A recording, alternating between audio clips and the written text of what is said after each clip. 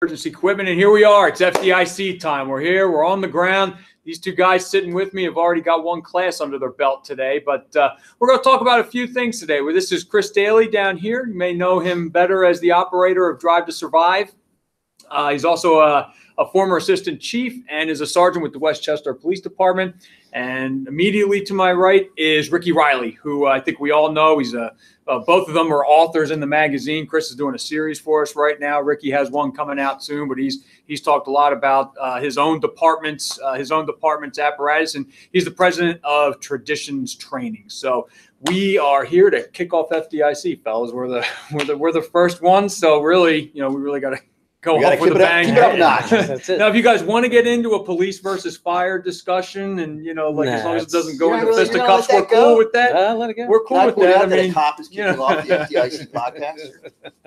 But well, the way we are going to talk about some fire truck stuff while we're here, because that's obviously our focus. By the way, I did not mention that both Chris and Ricky are on the Fire Apparatus and Emergency Equipment Editorial Advisory Board. Which basically means if I start to go too far off the rails, they have to email me and tell me to knock it off and then come back into reality a little bit. So hopefully I don't do that too much today. But if I do, don't be afraid to say, Chris, you're off the rails. Yeah, Chris, you're off the rails. Bring it back. But before we start getting into too much fire truck stuff, we are at FDIC. And although the exhibits, which I can see through a window over there, have not gotten off the ground yet, all the trucks are in. Which is pretty cool, and there's a lot of cool stuff out there to talk about. I'm sure we'll have a lot to talk about after next week, but we are at FDIC. We're first and foremost a training conference, and both of you are veteran presenters here and have already gotten one class under your belt today. But Chris, why don't you talk to me a little bit about the next class you have coming up and talk about what's going on there? So this morning we kicked off with a 4-hour Drive to Survive program. The whole theme was reinventing EVOC. As you and I have discussed, and as we've gone over for a long time now with Fire Engineering and Fire Apparatus magazine, the whole concept that we really need to start looking at how we train our drivers. The days of setting up cones in a parking lot and driving at 5 or 10 miles an hour should be long past. Those skills are good to know and good refreshers, keeps you from backing into the firehouse, knocking over street signs and that sort of thing. But where we're unfortunately seriously injuring and killing ourselves, as well as seriously injuring or killing civilians, are at intersections, curves with rolling over our trucks, at intersections by failing to understand the siren limitations of our vehicles, and unfortunately crashing into them by not yielding or not coming to a complete stop at red lights. And what the program this morning did was drill down. We went from an hour and 45 minutes for the previous FDIC classes over the past 14 years to 4 hours, which gave us a lot of time to really drill down into some important topics, all sorts of things that people might not have heard of, but while they sound advanced, aren't really all that advanced. They're once we sit and talk about them, they're very important. Lateral G-force, understanding how that affects rollovers, why vehicles crash on curves, especially fire trucks, how extremely limited the range of our sirens are when we come to an intersection, why it's so important to come to a complete stop, whether we like it or not. As we tell everybody, it's not Chris Daly trying to take the fun out of going code to a call, because everybody knows about what that's all about. But unfortunately, the science is against us. We drive vehicles with high centers of gravity. They have a high propensity to roll. And with modern civilian vehicles, they just can't hear us coming. And unfortunately, a lot of the EVOC programs don't address those issues. And as a result, we're killing 5 to 10 firefighters a year and probably 10 to 20 civilians a year in fire apparatus crashes. So this morning gave us a chance to drill down into some of those more in-depth topics. On Wednesday, as you mentioned, we're going to be doing a 1 hour and 45-minute bread and butter class, as I call it, steal from the engine and truck guys, which gives a general overview of a lot of those, more involved topics. So looking forward to it. This morning was successful. I didn't lose my voice. We made it for 4 hours. So we had a good time. So. Good deal. For Chris mentioned the rollover science, and he is right now in the midst of, we're I think on part 4 right now of a series in fire apparatus and emergency equipment that's covering that more in depth. So if you couldn't get to that, we are also covering that in the magazine in a multi-part series about apparatus rollovers. We've been touching mostly on G-force so far. April will have a new topic. And Ricky also has one class under his belt this morning. You'll be also teaching later. So why don't you talk to us about, you want to talk about what you already hit on today and then talk about next? Or yeah, next I just class, kind of or? sat in. Chief Larry Schultz from the Alexandria Fire Department and I teach a command class. We've taught for like the last 5 years here, and he's been doing a lot of command competencies with the battalion chiefs, and it rewrote the program. And I kind of sat and watched him do our whole program and all the new updated stuff. So getting an education while you're here as an instructor, you can never not get educated. So I sat in on that and going to fine tune that some of his slides and everything. So. And then Wednesday, I do the traditions training cornerstone class, which is combat ready. And that's at 3:30 on Wednesday, which is a great class. I get to teach it, but all the instructors in the company help write the class. It was founded by one of our founders of traditions, Pete Lund, who died in the line of duty in 2005 in New York. So just a great class, high energy, and I just really love that class because it really talks about the complacency in the fire service where we think we're good and we just think just because we're firefighters we can solve every problem, and that's not the case. So I really like the class. So looking forward to that, and a bunch of our instructors have a bunch of classes throughout the week, so it's a good thing. Good deal. So the first topic I wanted to hit on with both of you actually has a lot to do with what Chris taught about. You and I have also discussed it, and that is apparatus crashes. Now, there are crashes that just can't be avoided. No matter how much you prep, no matter how much you do to go. I mean, you can't always control someone running into the side of you or something like that. I also wanted to hit on what I have been noticing. There have been. I see apparatus crash notifications all the time. They come across the wires all the time, and some of that is because the internet has just made it so that we see what's happening all over the country now. Whereas maybe we know we are more aware of the crashes occurring. Whereas maybe it's the same number, but we just didn't know about it before because we weren't getting news out of like West Virginia, or something like that. And what in the 10 years that I've been on this magazine, I would not say that the number of crashes has gone down necessarily. However, I have noticed that there are a couple of areas that we're still trying to hit on and to reduce. And that does get a bit into the EVOC content you were just talking about. It also gets into some of the stuff you see every day. I mean, you are part of a pretty busy organization, and rollovers are a problem. I see it more frequently on the tanker side, but and that could just be the physics that we're talking about, or a lot of times in the articles that you've read or written, it's an overcompensation thing, and if you're not going too fast to begin with, then you're probably better off. I also wanted to talk about what we can do. What I see a lot of recently, we just saw one in Irving, Texas the other day. We see trucks getting hit while they're parked. And, I feel like you probably hit on it. I'm sure you both will have something to say about it. It's distracted driving, but it's also just not knowing what's coming around the bend. Now, there have been other things where, like for nighttime crashes, NFPA right now is kind of looking at LED lighting. Is it too intense? Is it too bright, in the middle of the night when you're coming around a curve and all of a sudden you're hit with it, your pupils dilate, and now you're really, trying. Is that a problem? Who knows? But they are looking at that and maybe figuring out some ways to deal with that. So I guess just to start off with the crashes, especially the rollovers, what can we do to start getting to see fewer rollover crashes? They are still occurring, not with regular frequency, but they're I'd say those are up at the top of the crashes we're seeing. Well, I think if you look at the crash situation in just a general sense overall, we can divide them into high speed response type crashes going to or from a scene, I should say, at highway speed. And then you have low speed precision maneuvering crashes, which is backing into the firehouse, hitting poles. In an organization your size, I'm sure you may see or hear about those more frequently than severe crashes. And then the struck by crashes where you're blocking a highway. So if we broke all three of those out and looked at them individually, the struck by crashes, obviously, it seems to be an uptick in that. I would refer to Jack Sullivan and his crew as far as What the numbers are, again, are we seeing more of it because of social media and we're more aware of it, or are more fire trucks getting hit on highways? And if so, what do we need to do to investigate and resolve that issue?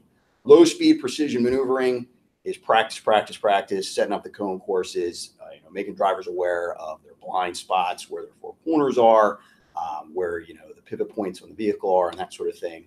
And again, they're frequent, high frequency, low severity. So you're going to get jammed up with your department. You'll get written up. You may cost the department 10 grand in repairs, but nobody's really getting hurt or killed.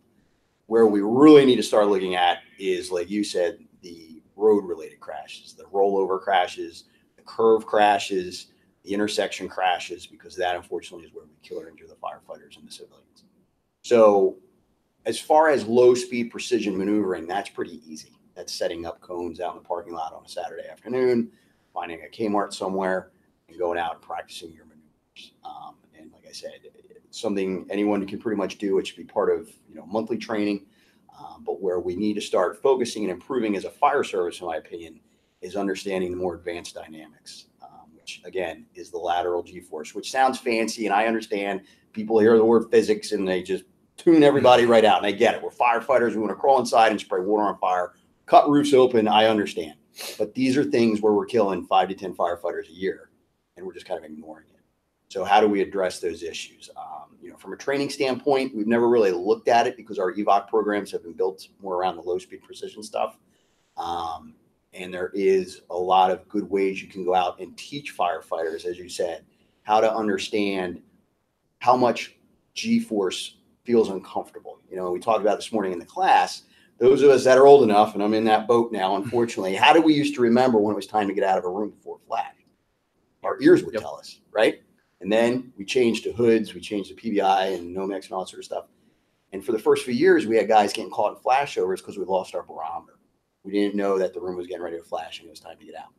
How can we teach our drivers to understand that they are putting themselves in that vehicle in a situation based on the sensations on their body where they're getting close to a serious crash or losing control? And to use a military term from back in World War II, the term is fly by the seat of your pants. And back in the, nowadays, fly by the seat of your pants is more or less a negative connotation. It's, we threw this together and we're going to fly by the seat of our pants for this webcast today or whatever it's going to do. But in reality, when you look at the history of that term, there's a lot of history in that the best pilots could fly during World War II by the seat of their pants. They didn't look at their gauges. They didn't look at their instrument panel. They knew how to fly that plane, to its maximum performance in a safe fashion without ever reading their instruments because they felt it on their body. How did that G-force feel in the body? And that's where, in my opinion, we need to start moving our training through the use of accelerometers, G-force meters, putting them in apparatus for routine driving. But you can also download one for free on your phone and start incorporating that into your driver training programs. And that's one of the things we're going to start hitting on in the Fire Apparatus magazine articles, how to do that. So that's the G-force stuff. That's the roller stuff, the curve stuff. And again, we'll get more into that in writing. So, all of our audience has a way to go back and refer to that. And the other issue is with the intersections. How do you go out and train to prevent intersection crash? And what that boils down to is understanding the limitations of our warning devices. We need to give civilians notice of approach, tell them we're coming, so they know it's time to get out of our way and yield to us. If they're driving down the road and they have the green light, the only way we give them notice of approach is through our lights and our sirens. Well, in the vast majority of our country, the way our intersections are set up, they're not going to be able to see the warning lights until that vehicle, that emergency vehicle, is encroaching into the intersection. So the default for most drivers is, well, they should hear me coming. Well, when you start looking at the study and the science behind that, with modern day technology, people can't hear us coming anymore until it's too late.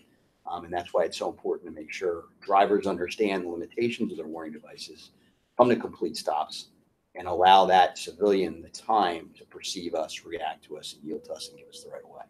So it's a very long answer to say, I think we really need to reinvent how we're training our drivers. Low-speed precision cone courses are good training. They prevent you from dinging the truck. But as far as killing ourselves, injuring ourselves and civilians, we really need to start looking at the more advanced dynamics of those vehicles. So follow that up, Ricky. I forget what the question was. when that was a police answer. Sorry. That was well, to start off, why don't we just talk about roller? What can we do to to do a better job of preventing these rollovers? I mean, is it just does it reside with the guy riding the seat saying, "Yo, dude, slow down. I'm getting uncomfortable over here." You know, if you see the guy starting to do this on the other side of the truck, you know, you're probably going a little bit too quick. But yeah, what can we do? I mean, you know, and just accidents in general. I mean, you know, like I said, I mean, you know, you come from an area where there's a lot of accidents. A lot of accidents, but by the nature of the roadway, you know, I mean, it's just a busy place. You know, and what I mean, like, you must be scratching your head sometimes, going, "I can't take this anymore." Why is this? I mean, it's just because I care for the vehicles, you know, and I care about the apparatus, I care about the vehicles we put out on the street, because you know they're a lot of money, and it's months and months of planning to go into just buying a Tahoe for a fire department through the government process. So when it gets out there and people start treating it bad, but I think part of it is the assistant chief of professional standards in the department that I work at is we were having ambulance issues. People were just tearing ambulances up left and right, and we were training them on this ambulance in the EVOC, and then putting them in a different type of ambulance to drive around the and run calls in. So now we've kind of taken we take the newer ambulances out of service to go do EVOC for the newer drivers, so they get the understanding going through that cone course, and even when I was doing training, I would do like the high speed. We'd go find the Kmart. All right, go really fast. Now slam on the brakes. And we said, at this cone, you slam on the brake. It's going to take you this far to stop, so you get that good distance. Obviously, I don't want them turning the wheel or anything while they're doing that. Exactly. That would be a bad thing. That gets you in the rollover training. We don't want to do that. But, I mean, I don't think people understand that, that whole rollover thing. They don't understand the centers of gravity, how much weight like an aerial ladder is or a tower is, or how much weight's on top of a heavy-duty rescue or even an ambulance box for that matter. Because they're just so used to, hey, I drove my Kia into work today and I did really well, so I'll just get in this fire truck and it's 60 tons and I'll wheel it around just the same. And I don't think that they don't grasp the stuff that he was talking about, is that people can't hear you at all. I mean, I can be sitting in my car at the intersection and I don't even have a radio on, and I finally hear a siren, all I see is the bumper. So I don't think people understand. I don't think our drivers give I don't think the apparatus or the vehicle drivers give the civilian drivers enough time to react. They just come down on them, and then the poor driver, which way do I turn, right or left? Because you always see the driver, yelling and screaming, because, well, I was going to go right. How come you didn't know I was going to go right? Well, what's funny about that? My chief engineer, when I first started learning on our trucks, there was one, probably every chief engineer has one driver that they trained that just make them absolutely insane. And he would refer to this particular driver and he would say, make sure they know what you are going to do. Like when you're approaching the intersection, make sure all of them know what you're going to do. Like, because this other driver, he couldn't stand it. He was like almost tentative. Like you really just you had no idea which lane he was going to go in and stuff like that. And when I thought of that, when you were saying, unfortunately, our civilian drivers don't always know what we're going to do, and and that's that's a big part of it. Now, luckily, out here, there's some technology out there that's hopefully going to help us with that. There have been some things that integrate with apps, and will alert drivers up ahead when somebody's coming from behind. Yeah, we're getting ready to put someone on our apparatus also. So so I mean, they're hopefully technology wise, and that was actually going to kind of lead into my next question a little bit, because well,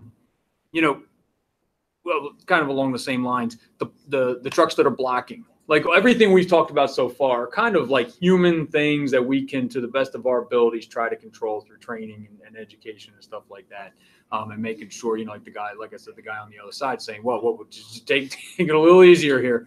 You're making me nervous. But I wonder what we can do. I mean, I sometimes feel that we've done everything almost we can do. Now, I'm sure there's always something more, and that's what I'm going to ask you guys about. What do you think that we can do to reduce the frequency of these trucks getting hit while they're just sitting there? I mean, we're getting ready to give the Courage of Valor Award winner to someone who died in the line of duty because they got a truck. He was in front of the truck.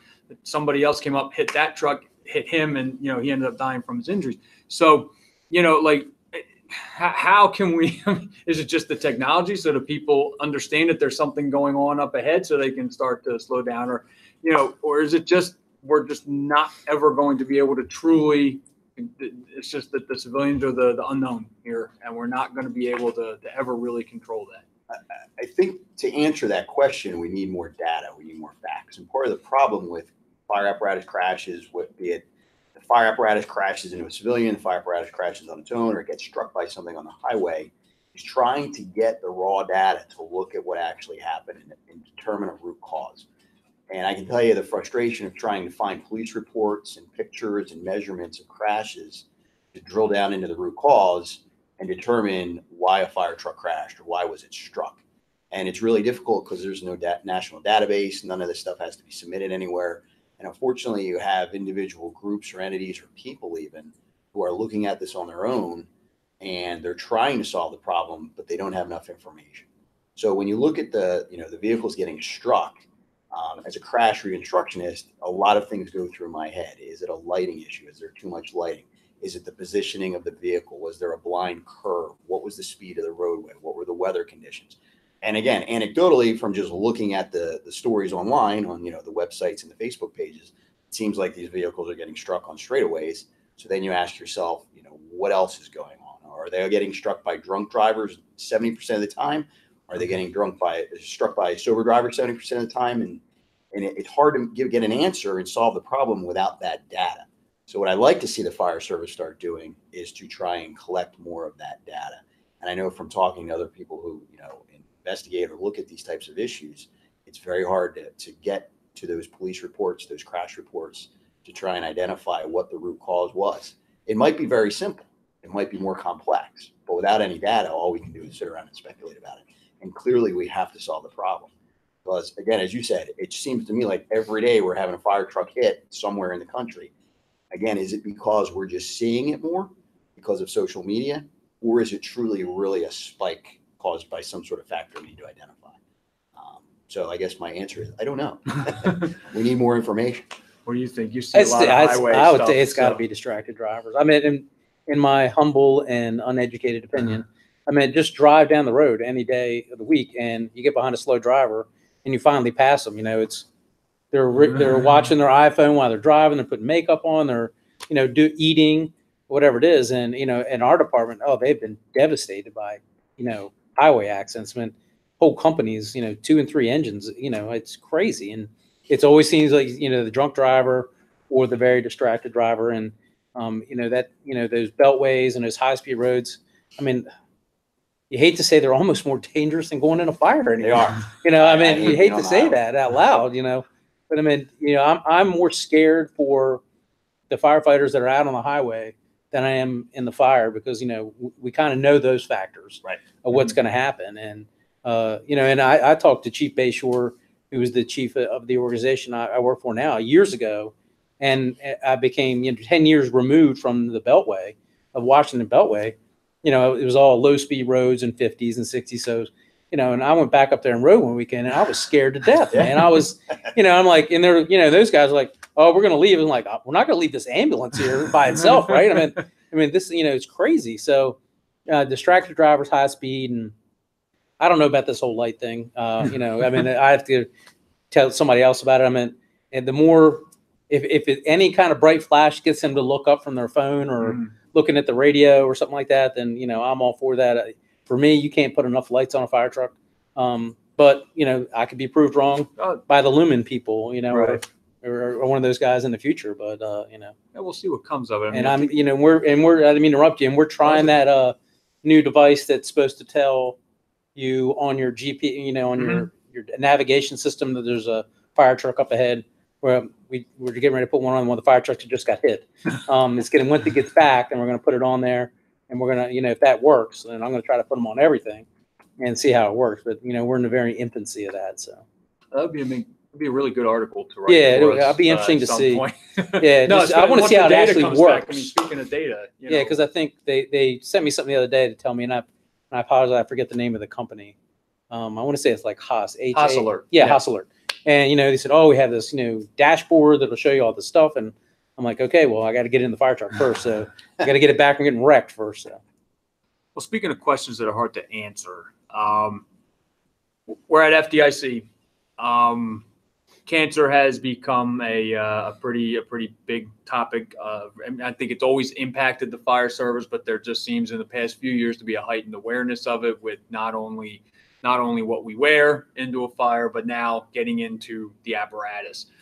So without too much of like a lightning rod here, I wanted to talk about the clean cab concept, because on Thursday when the doors open up, the people walking in are no doubt going to see new innovations and new developments on the clean cab side that different manufacturers have brought to the market this year to try to address different things. Now, my opinion of the clean cab concept, because it really does. I mean, people will absolutely, like they'll just turn around and walk away from you, depending on who you're talking to sometimes, because it's become somewhat of a controversial kind of thing because of some of the things that it knocked me out of the #1 article last year. It was a clean cab thing. I was like, geez.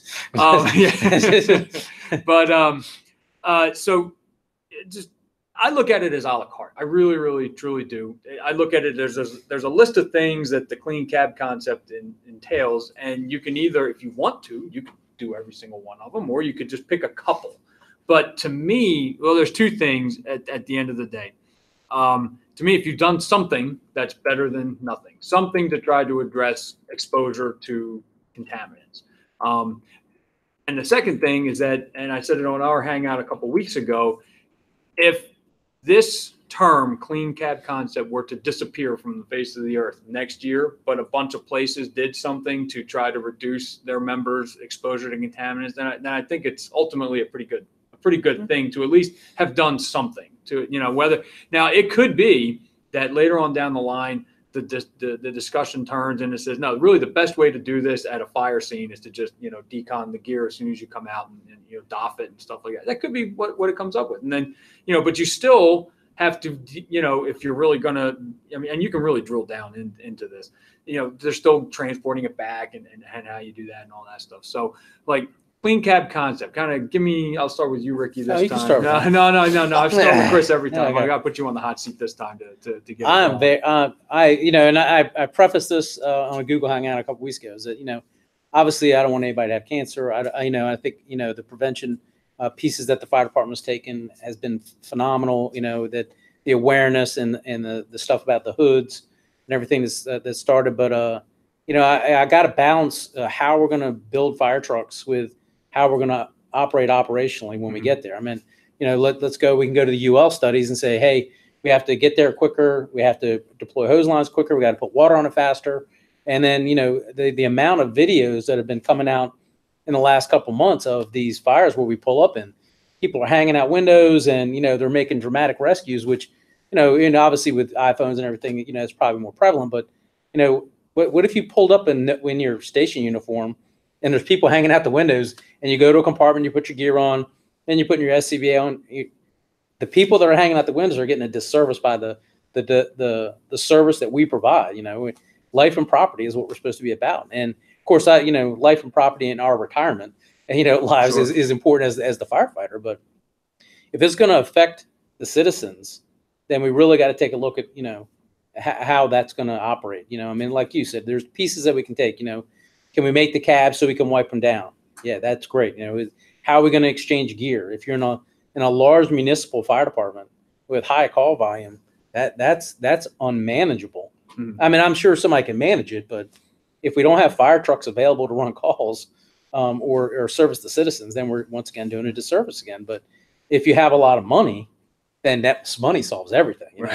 If I can have 3 sets of gear and I can go swap out fire trucks and get all the stuff cleaned but incremental pieces I think is more important. I understand, and I don't know for sure. Somebody told me that day, I guess Phoenix has been doing SCBA and outside the rig for a while. And I guess it just all depends on what service you provide and how quick you need to provide it. And I know Southern Florida has been doing a lot of that with the clean cab. Miami-Dade, I think believes. I think there's one out there here. are rigs out there. Yeah. And I believe the two chiefs from Florida that have been spearheading this clean cab concept. I just think there's pieces of it that, like you said, you just got to swallow the pieces that you can do, and to prevent cancer, deconning, clean gear.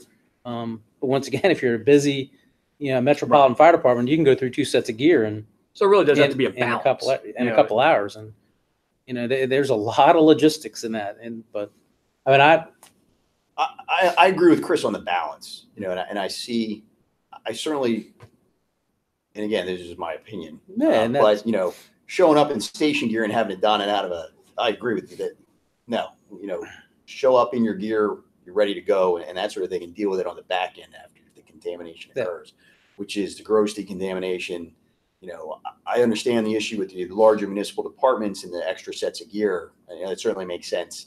But I also understand the concept of not wanting to put that gear, if you are going to adopt this clean cab concept, not contaminating with that dirty gear. Mm. So, there are practical issues. In an ideal world, everybody has enough gear where we decon, we put our gear into a bag, we put it into a safe compartment that's easily wiped down, take it home, decon that. I have another set ready to go if I need it, and we just rotate the gear that way. But if you look at it, from a hazmat standpoint, those guys don't hop in the rig with a hazmat suit and drive home after that's common sense.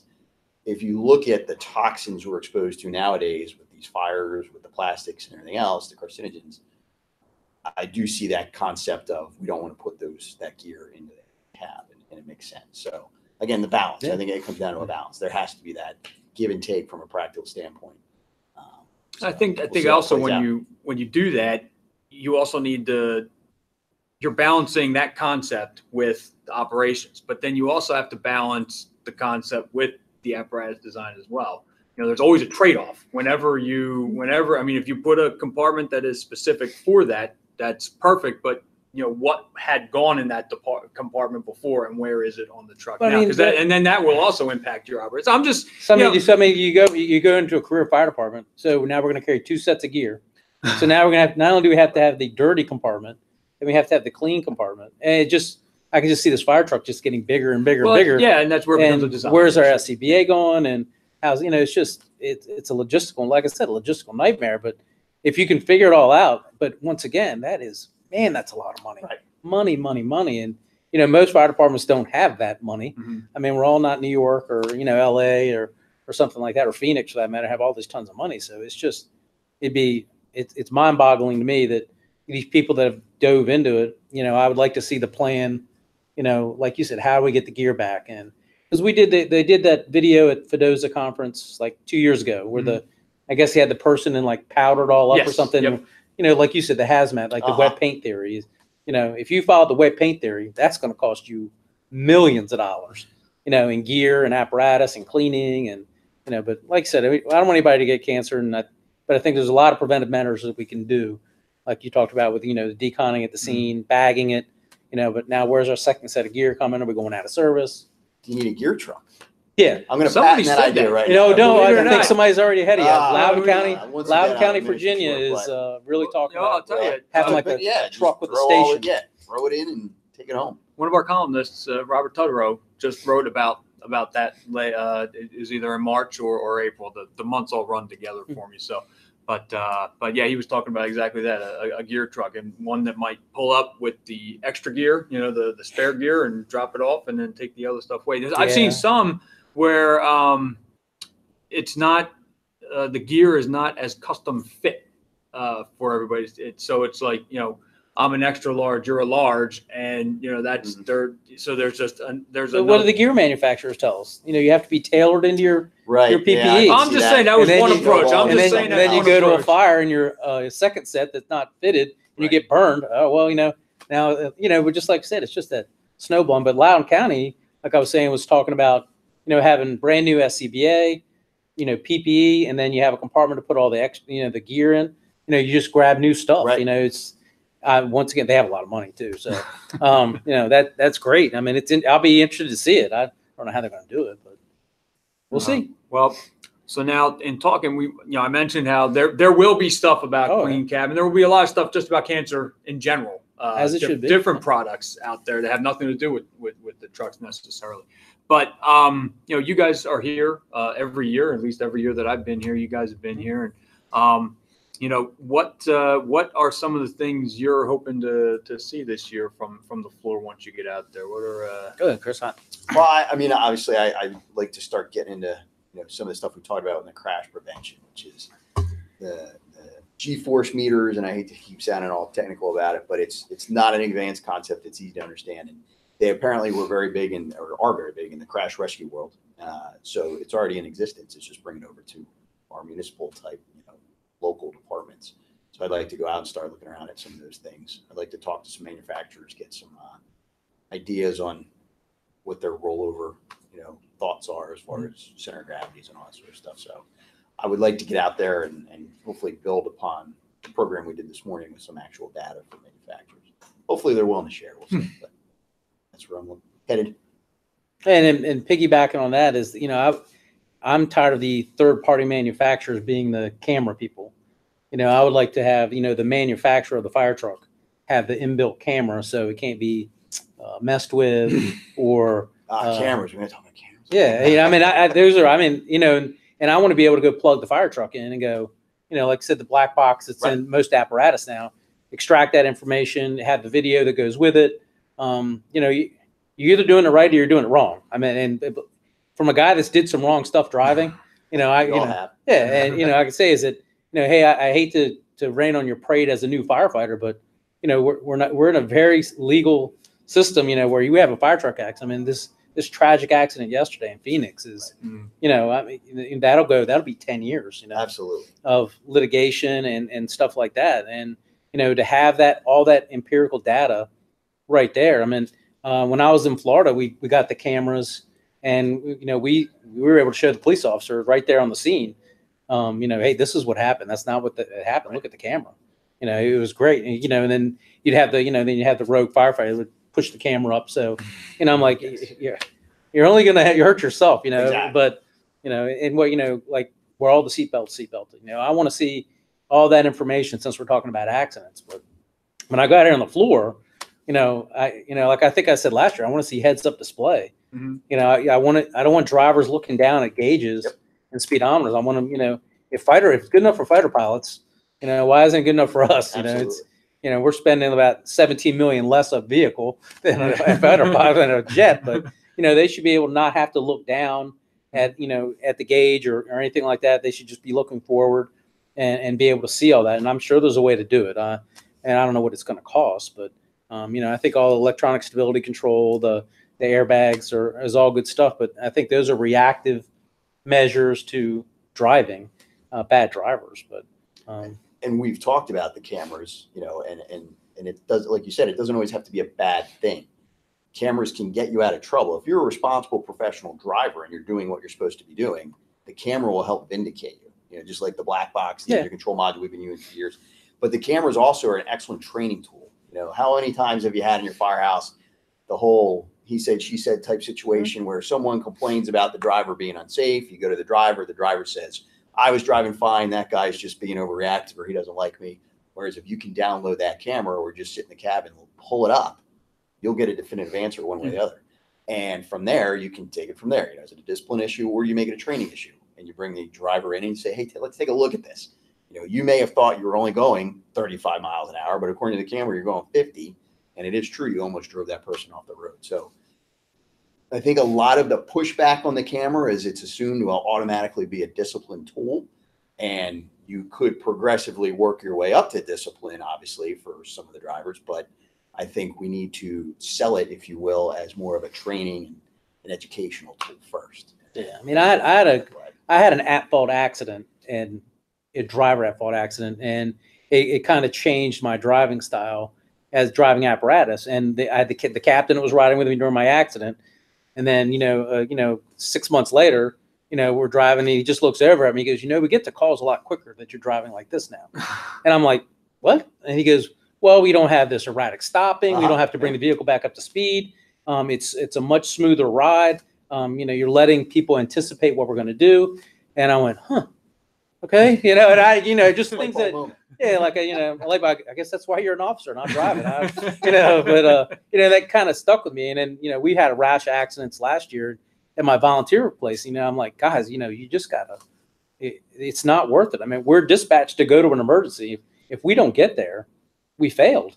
I mean, it's a fail. If we got it, we'll just send another company. No, we fail because we placed that firehouse there to get there in this response time. I mean.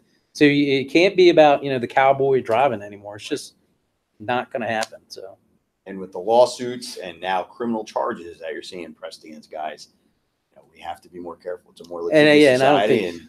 I don't think they understand that. So, so it's a good job, as we always say in the class, but it's not worth going to jail for. So, I think the worst part of that, and now I'm going to embarrass myself because I can't think of the word, negligence. There's a guy who used to come to the FDSOA every year. And he's a lawyer, and he used to say that like negligence is failing to do what a reasonable person would do, and that's where a lot of the lawyers go. Was it reasonable for you to slow down sooner? And then Kurt Barone scares the living hell out of me. I mean, he scares me just talking to him, man. It makes me my life changed after I met that guy. It's just what an incredible, just makes you highly aware. And and make you want to change policy. But like you said, I mean, even if you don't get criminal charges pressed against you and you're involved in a lawsuit, even if you're not at fault, those things drag on for 6, 7, 10 years. Imagine dealing with lawyers for 10 years. I mean, depositions and letters to your house all the time. It would just be a complete mess, and that is just not worth it. I have had more people come to me after classes, both the fire class and the police class, and say afterwards, I was involved in a lawsuit. This happened, that happened. We were vindicated in the end. Some of them weren't vindicated in the end, but they always say that I will never, ever act that way again. So I don't want to go through that aggravation of the lawsuit. And it's true. I mean, lawyers, you're going to deal with lawyers for that long. But well, we hit on, kind of what you're looking forward to seeing this year and what you're low hoping hose to beds see also. this year. Well, hashtag low hose beds. I'm getting into that. Yeah. What are some of the trends that you have been seeing over maybe the last couple of shows that have really taken hold? And I guess along with that, what are just some of the cool things you're noticing out there on fire trucks right now? I don't think about that one for a second. Okay. Well, you just said low hose beds. Oh yeah, I mean, that's I'm a all trend. about That's a definite that is trend. a trend. But you know what? With that, and this kind of goes into it. That's one of those trade-offs. Because you have to do something. A lot of times you have to do something else with the tank or something like that. Now, personally, I think almost anything can be done with the tank these days. Yeah. What they can engineer and design on those. All you got to do is find one of those guys with a plastic power protector at the manufacturer, man. They'll figure anything out. I mean, it may cost a little money, but they got to earn their time. But that is the most ridiculous argument that for me anymore is that I have a hose bed because I need to carry 1,500 gallons of water. It's what your area needs and what and what vehicle you want to purchase and how much money you have to spend. I mean, I can make a great vehicle as long as I have money, but if you don't have money, I mean, let me be honest. I mean, not everybody has the budgets that, even I have or New York City has or Washington, D.C. has, and, you got a small volunteer fire department, the cookie cutter fire truck, that's what they can afford to protect their community. And you can't go and bash them. I mean, I certainly, as much as I, hashtag everything and go like that is that, I can't go out to that fire company and go, you bought a, $100,000 fire truck with a high hose bed and, they're doing 5 pancake breakfasts a month to support the fire truck. So I mean, I completely understand that, but, but even that is a trend though, the bigger tank sizes. I've seen a lot of, we have the 2 page anti-big tanks. So. but I've noticed a lot of 1,000-gallon tanks. Yes. On like your regular first out pumper, so for years it was 500, then it was 750 for a real long time. And now I see a lot of 1,000-gallon tanks out there, but they are still working it so that they're lowering the hose bed a bit. So, but what are some of the trends? Besides that one, what are some of your other hashtags that you're always ground ladders? I think, it used to be just the big cities, where, like LA and I mean, I'm not New York and ground ladders. I don't even know if they even go together, but like, LA and all those places, you'd see, the hundreds of feet of ground ladders, San Francisco and everything. And I think even the smaller communities now are see that and it really started. I mean, there's a bunch of companies in Pennsylvania now and even Philly now. They're just, it's just it's 300 foot of ground ladders, just everywhere, Mhm. and they have an aerial device. But I think, now as they've gotten better operationally with throwing ground ladders, then, they're more comfortable with that. So let's put more of those on there, because that's what buildings we're running. We use the aerial to go to a commercial building, use an aerial 3 or 4, 5 stories up, but everything else is ground ladders. And as you get more comfortable with that, the more you put on there. I mean, we go out there on the floor, and I guarantee you there's more trucks with more ground ladders. Nobody wants the truck with just 2 or 3 ground ladders anymore. I've been in the stuff that I haven't even seen in the magazine. So, I think that's a big trend. And, aerials is, they're, I'm just very anxious to go see what's new and out in aerials, with low turntables and, better electronics, which, I'm adamantly opposed to, but, it is what it is. Technician Abbott will kill me if I didn't say that. One of my guys on my committee, but, hydraulics and stuff like that. But, dependable electronics is, if we can get away with DEF, that would be fabulous. So, but, Good luck with that. yeah.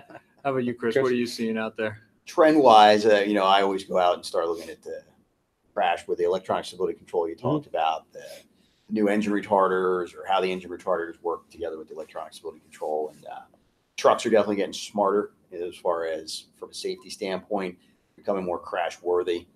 The days of buying a commercial chassis and slapping a tank on it, a pump, and then have the roof crush when the thing flips over seem to be moving away. I think crash worthiness, we're seeing airbags on fire trucks, which we all know when we started our career, you never would have heard of. And that's creeping into the ambulance side of things now. They have a lot of more solidly built ambulances. Back in the day, you buy a chassis, send it to a cabinet maker who would slap some particle board together, build a box, put it on the box. The thing would hit a tree and explode, and nobody could figure out why, we were losing people in the back of the ambulance. So trend wise, from what I, obviously go out and pay attention to, I think we're seeing better built trucks that have more of the supplemental restraint systems and some of the more electronic stability type controls, which were, required under certain circumstances under an FPA. And I think a lot of manufacturers are just doing it to do it. I mean, they're not all that expensive, relatively speaking. If it saves you the price of having to replace $1 million truck, obviously it's worth its weight in gold. So, yeah, I'd never even thought about, it's probably bad. I'm probably hurting myself, but, thinking about airbags and ambulances like you're talking about them. And when I got to this new job, they were going away from Freightliners, and I'm like, man, that's a staple, man. That's, and I don't mean to name a manufacturer, but, and I said, why are we going with this chassis? Oh, because it has airbags. And I'm like, well, that's a thing. He goes, oh yeah, that's why we're going to this chassis, because it has airbags. And, that's the command staff thinking, like you said, about the safety aspect rather than, hey, we're just this is always what we've done, and this we're going to go, taking that next step. And, he takes a beating for it every once in a while from people that want that other chassis or this chassis. He goes, no, my people are the most important thing. So we're having all these accidents, we're going to have the best safety systems that we can have in the apparatus. Like you said, the electronic stability control, the airbags, rollover protection, all that stuff, man. Any safety device that you can put on a fire truck today I think is a good thing, as long as it works. Right. As long as it works, as long as it's practical. And just think about, through our careers, the cost, you would know from a fleet standpoint, how much does a crash cost from the repair standpoint, from a replacement standpoint. But now take a look at the firefighters. Take a look at the worker comp claim, the injuries. How long does that drag on?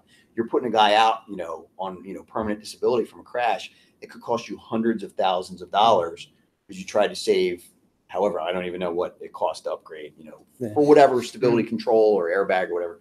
So those things are worth their weight in gold when you put it on the front end, either prevent the crash or mitigate the crash, from an injury standpoint, and they pay off on the back end. Hopefully you never have to use it. As they tell everybody in class, it's not firefighters are inherently competitive. It's not a competition to set the airbags off for the first time in the fire truck. But, like I said, they pay for themselves over the course of time.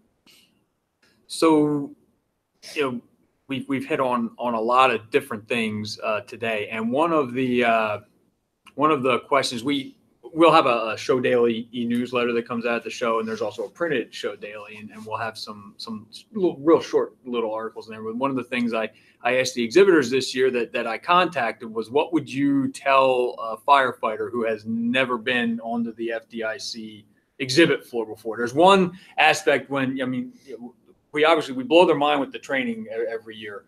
But a lot of people, I shouldn't say a lot of people, there are some who don't realize just what size exhibition we have here. And I know, the first time I walked onto that floor, I had never seen so many fire trucks in my life, let alone all the other equipment, all the other equipment vendors. So, what advice would you guys give, for those who are watching who aren't here and are hoping to get here maybe a year or two, or for the people who are here for the first time this year who have never been here before? What advice would you give them as they step out onto that show floor? Walking shoes and Dr. Scholl's. It would be the first two. A backpack, because you can pick up so much information. I know, with the newer generation, the print is out, and Right. And they just want to get a QR code. That's probably even ancient now. To get all that information back. I mean, I'll grab the paper and go back and just sift through it, to remind myself of it. But carrying stuff and don't get distracted by the T-shirts and gadgets. Go pay attention what you need to pay attention to. I mean, last year was my, for decades of my life, I just came out to look at flashy things and what the new fire truck is. And last year was my first year of, hey, I got to go look at engine manufacturers. I got to go look at transmission manufacturers, seat manufacturers. I mean, they're all here. If you ever have a question about anything on your fire truck, now's the time to go ask it, because the guy standing in the booth is going to get asked 50 dumb questions that day. What's another one? Right. What's one more dumb question? And you're never going to see the guy ever again. So you don't have to worry about saving face. You don't have to worry about your ego or anything like that. Why is the engine painted gray? Or what is an engine retarder? How's an engine retarder work? So that's the time to do it. So. I would say also have an open mind. You have to have an open mind. Some guys come in, we're firefighters, we tend to be type A personality. We are set in our ways, and you walk up and, well, that's stupid, and you just turn around and walk away. Well, hold on. Why is that compartment laid out the way it is? Why does that new technology? Oh, the best one I had was last year. I was standing next to a couple of guys, and they go, "Why do they mount their hose bed dividers like that? That's the stupidest thing I've ever seen." I'm like, what? Yep. The manufacturer, I'm like, oh God. You see the guys.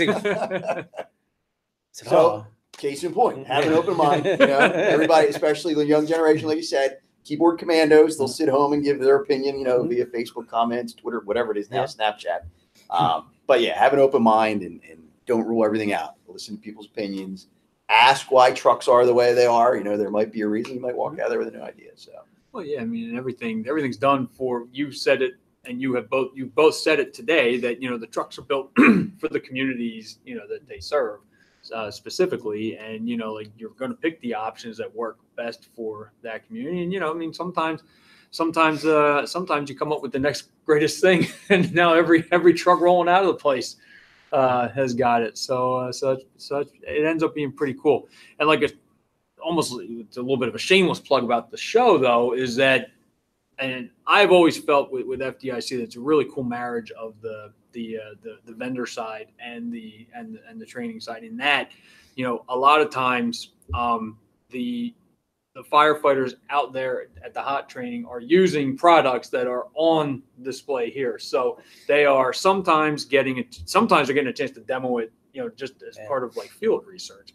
But other times they're getting to use these things that they're rolling out, currently. And this is the best opportunity. You've just used it. You've just not beaten it up necessarily, but for some of the live burns and stuff like that, you've really gotten a chance to really use this thing, or for the extrication stuff. It's your chance now to go back, as it's fresh in your mind, the questions you have, about it, how it works, how you can really get into it. It's a really nice thing to be able to play with this stuff, not just because sometimes a demo at the firehouse, they don't really want you to use it. They don't really want you to beat it up a little bit. They just kind of want to show it to you. Come here, break it home. I'm sorry. But here, you're really it's real world training. They're training the way they play. So,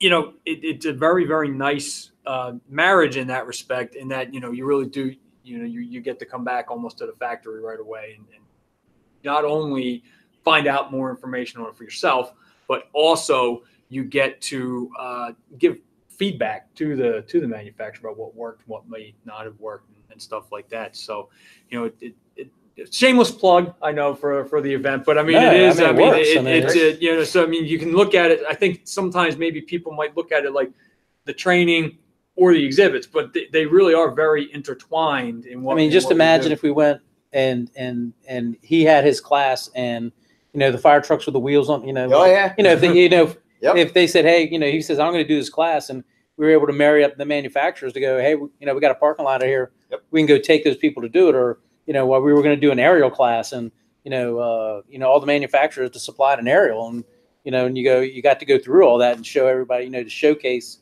those products, through training, so.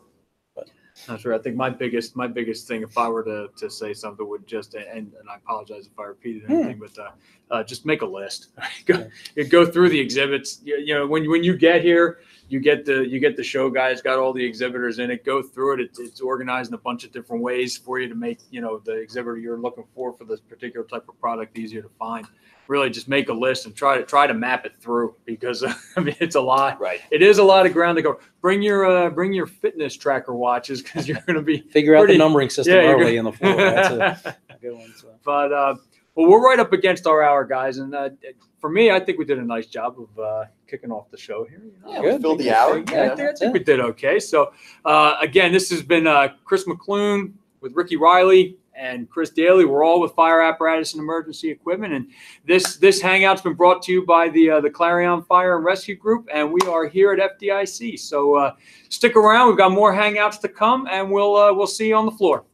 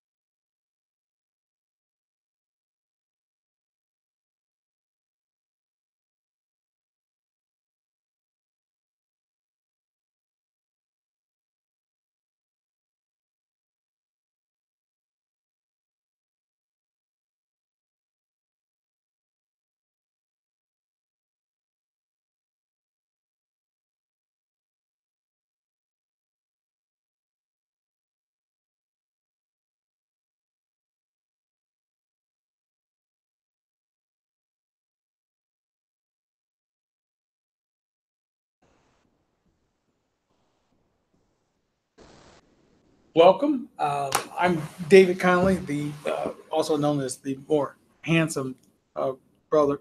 I guess that's only relevant because our host, the lesser handsome brother, is Captain Larry Conley of St. Louis Fire Department. We're here at FDIC doing the Larry Conley radio show hangout, and we have very special guests. But first, let me introduce, ladies and gentlemen, live from London. We're in Indy. Where are we? We're in Indianapolis. Indianapolis, yes. Live from Indianapolis at FDIC. It's the Larry Conley radio show featuring Captain Larry Conley. Thank you. Oh, you can see me now. Right. Yeah, that's not like when we do it regular. Never mind. Get nobody to see you. Okay, well. All right. Well, thank you for that ravey introduction. But we're like David said, we're here at FDIC. I think this is our 8th year. Yeah. About 8 years. So I guess the class is still resonating a little bit, and people are still interested in those checks we're sending out for good reviews. It seems to be working. So very positive. Thank you. But anyway, we're here, and before we start talking to our guests, once again, the Super Bowl of Fire Department conferences, and we're blessed to be back again and sharing and the networking. And just like I said before, when we get back here, especially for a firefighter standpoint, we've been through a whole year of working the streets in our respective towns, and we've been seeing some bad things and seeing some good things, and the weather and just all the challenges it takes to be a firefighter. So I always feel like when I make it back here safe, because a lot of guys and gals didn't make it back, when we make it back here safe, we've kind of achieved another year of successfully serving our communities. And so we're here to celebrate that and learn and share and network. And so it's always a great time. It's one of my favorite things to do as far as traveling and coming and just hanging out with the family. It's a family reunion, I consider. And so we'll be presenting at FDIC this year. It'll be Wednesday, this coming Wednesday, from 1:30 to 3:15. We'll be in the Wabash Room 3, and we'll be presenting our Zero to Hero segment of the GLUE personal leadership workshop that we do. So we wanted to encourage you, come on out, let's pack the house. It's always a good time. You're going to have a mixture of definitely learning, but it's not a lecture driven, even though we do lecture, basically where you're going to get the mental workout and exercise. Those leadership muscles will be when we do the role plays. I think we have an award-winning role play, especially with my secret weapon here, David Conley. David is an accomplished independent filmmaker and actor and director, and a very good improv actor. And being that it is like that, so the role plays are very interesting and very fun. And you're going to learn something and be able to take some stuff back with you.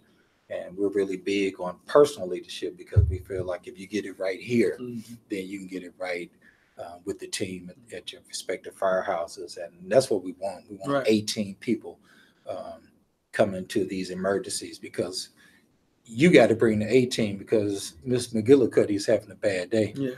And Mr. McGillicuddy is too. All the little McGillicuddies are having a bad day. So we want to make sure that we bring in our A game, and it starts with a healthy personal leadership. And we're going to show you some tools that we think are important, and principles that we use to make sure that that happens for you, and you lessen the chances for some of the breakdowns, where you're talking about personal problems, thoughts of suicide and bad habits and all these things that are taking our firefighters out and not making them the best they can be when they show up for the emergency. So come on by, check us out.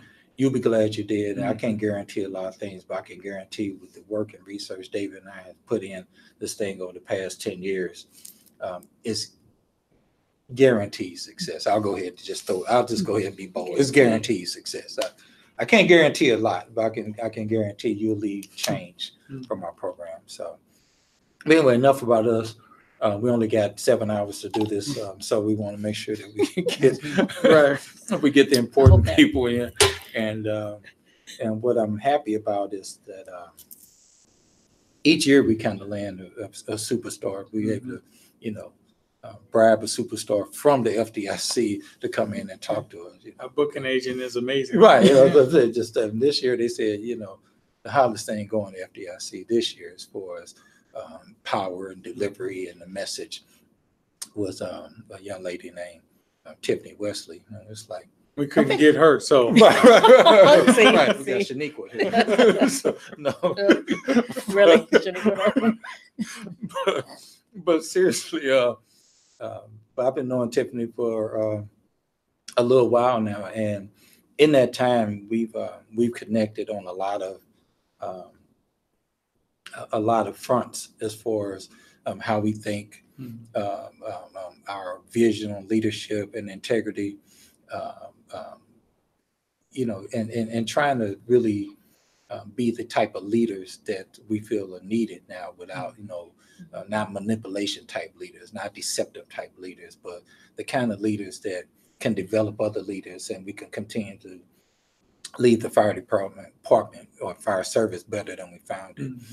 So we have kind of a kindred spirit with that, and there's nothing for us to be on the phone for hours and kind of bouncing ideas off of each other. And some of the stuff she say, I write down and use, be like, hey, that's good.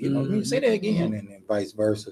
So it's a great friendship as far as that's concerned. We find ourselves sometimes at the same conferences, and we didn't even talk about it. We just end up, both of us are being picked for these particular conferences. So, but Tiffany stars definitely, she was already a star. The stars continue to rise. And the good thing about it is that, when it wasn't rising, we were cool. So she won't think I'm just trying to hook on her. She rises up. Like, get off me, Right. So, but Tiffany has a lot of historic attributes going on. We'll let her talk about that. And she's recently been promoted to battalion chief last fall, and that was historic. And she'll tell you why that was in her area. And she's some of the stuff that she's been doing and seeing her speak is a powerful experience. And so a couple of reasons we want to pull her this time is because the iWomen's this year having a conference at FDIC, and it's a great experience, and seeing women in the fire service and network and share their achievements and barrier breakers and breaking that glass ceiling in a lot of ways. And out of all the women in iWomen, I think it's like 2.5 million women in the organization. Well, I don't know, but anyway, it's a lot of women in the organization, and a lot of talented women, a lot of women who got a lot to bring to the table. A lot of women who just you would be blessed to have them in your fire service. And all those people, for their 2019 convention, they picked Tiffany here to do the keynote speech. Out of all of them, they were like, yeah, Tiffany. That's how it went down. Yeah. So I was able to see the keynote this morning. It was, we kind of talked about it a little bit beforehand, and but man, it was inspirational, and she couldn't get out the room. I was trying to be a handler this morning. It took at least over an hour to get out the room because everybody wanted to, respond and take pictures and just really tell her, how much they enjoyed the speech. So it was really a powerful speech, and we let her talk a little bit about that. But she's working double, triple duty this year at FDIC. She also has a class that she's teaching at FDIC. I think it's this Thursday. She'll give you details about that. And Buddy the Boss series, which is powerful in itself. It's got dramatic music, fog machines, fans. It's off the chain. Yeah, it's off the chain. I sat in there. Oh, there's Tiffany. Wow. Coming down on Right. It's a production. Now, I just got to tell you. Right. So if you're looking for a production, I was a little lost with the backup dance. Yeah, but right. And the Wesleyettes, they were doing their thing, but she's going to be presenting then. So a lot of work from this young lady, and she has a lot to offer, and I'm glad to know her and call her a friend. So it just seemed appropriate that this year our superstar that we interviewed would be Battalion Chief, ladies and gentlemen, Tiffany Wesley. Thank you.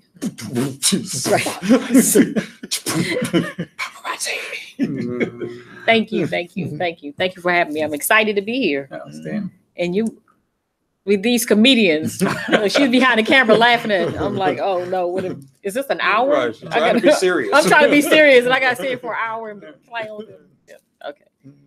But I'm excited to be here. I really am. Thank you. Good deal. Thank you. So, we had the I Women keynote this morning. Yes. And so tell me, what was the inspiration for the keynote, the theme of the keynote?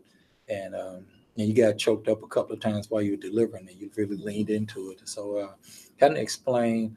Well, let's start even before the keynote so people can get a sense of who you are and the history and all that. So let's kind of walk this from, you getting in the fire service, your meteoric rise to the top of where you are now.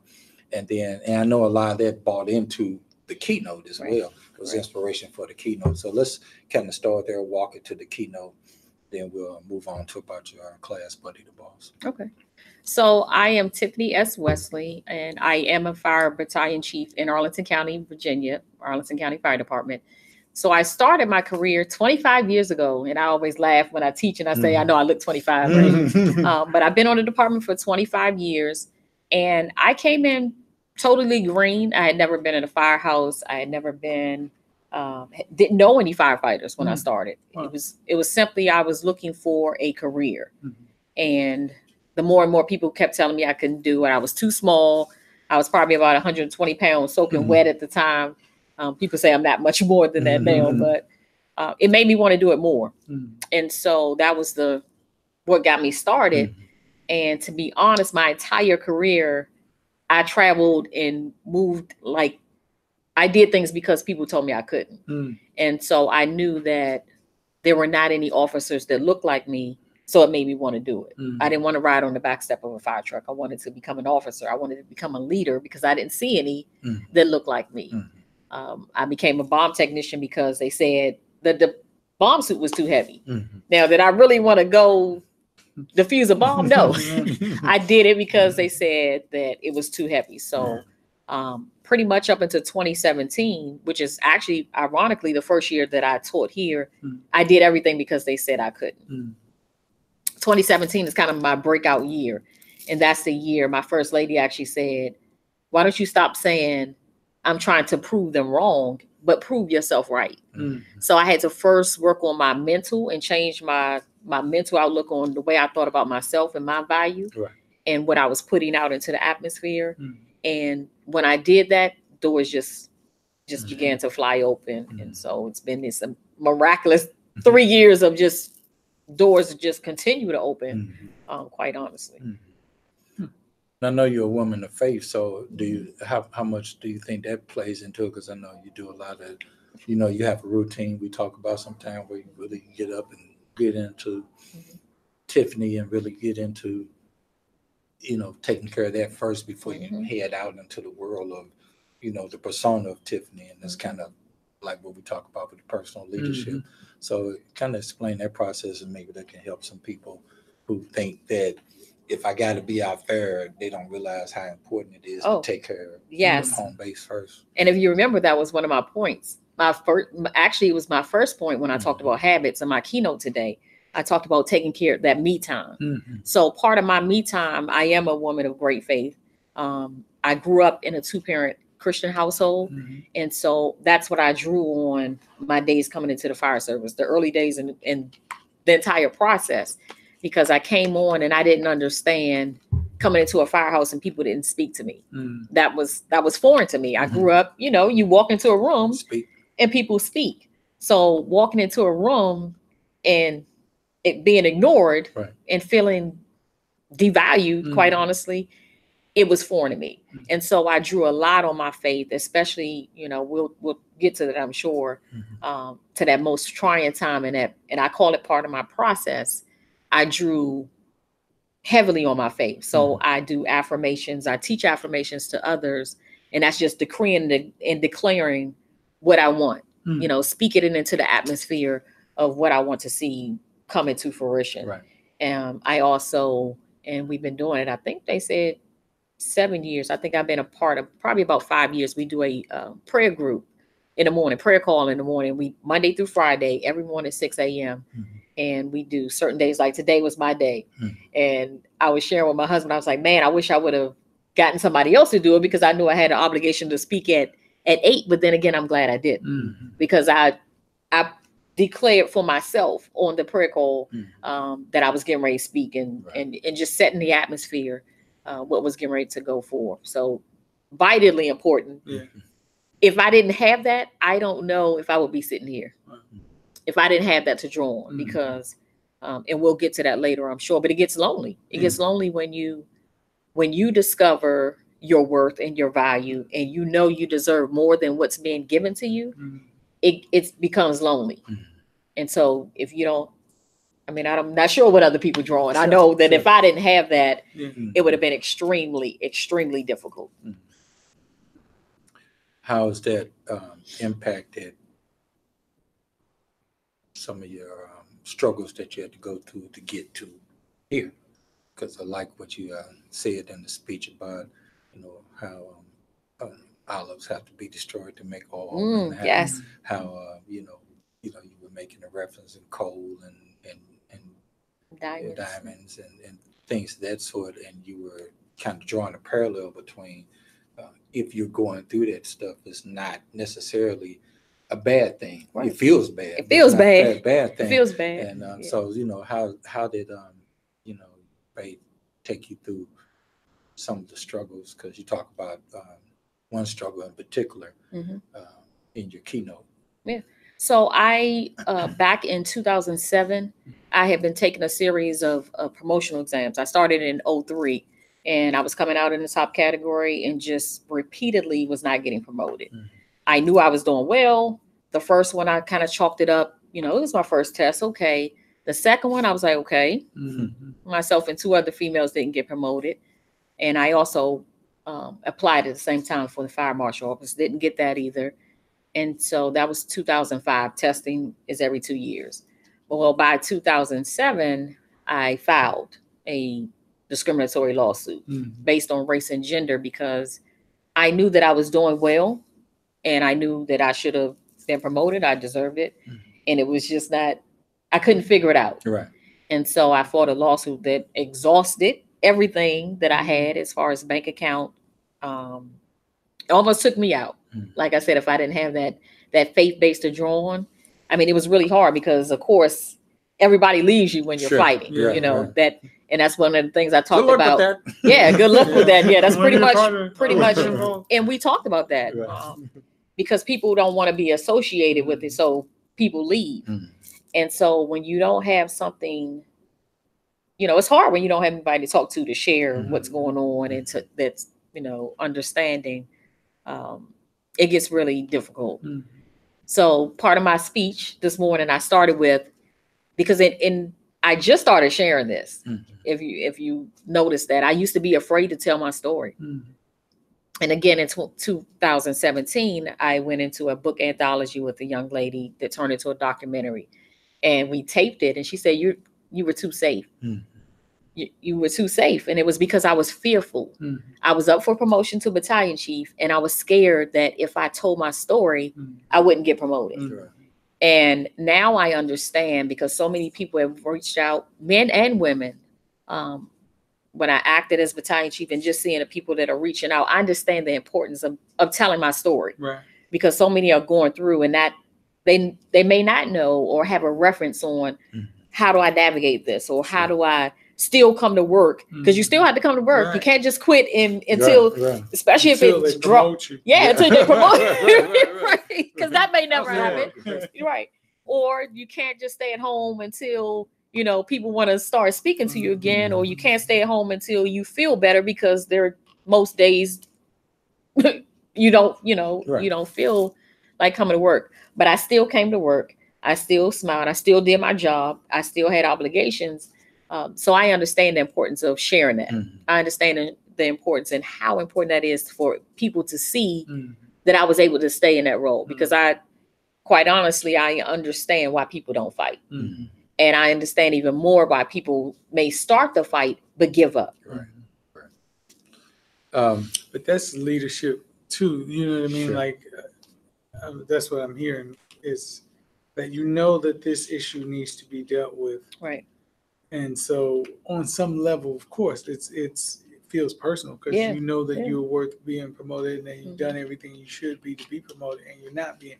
But I'm saying, in addition to that, you still there's a tendency to come to work and say, well, they don't respect me. Right. I'm not going to, do X, Right. Y, and Z. But to Exactly. still have that level of professionalism shine through, even though you're having this, long drawn out legal dispute, whatever it is a testament to just your core leadership, values or whatever. I was going to say too, from a realistic standpoint, and being in the fire service, we know how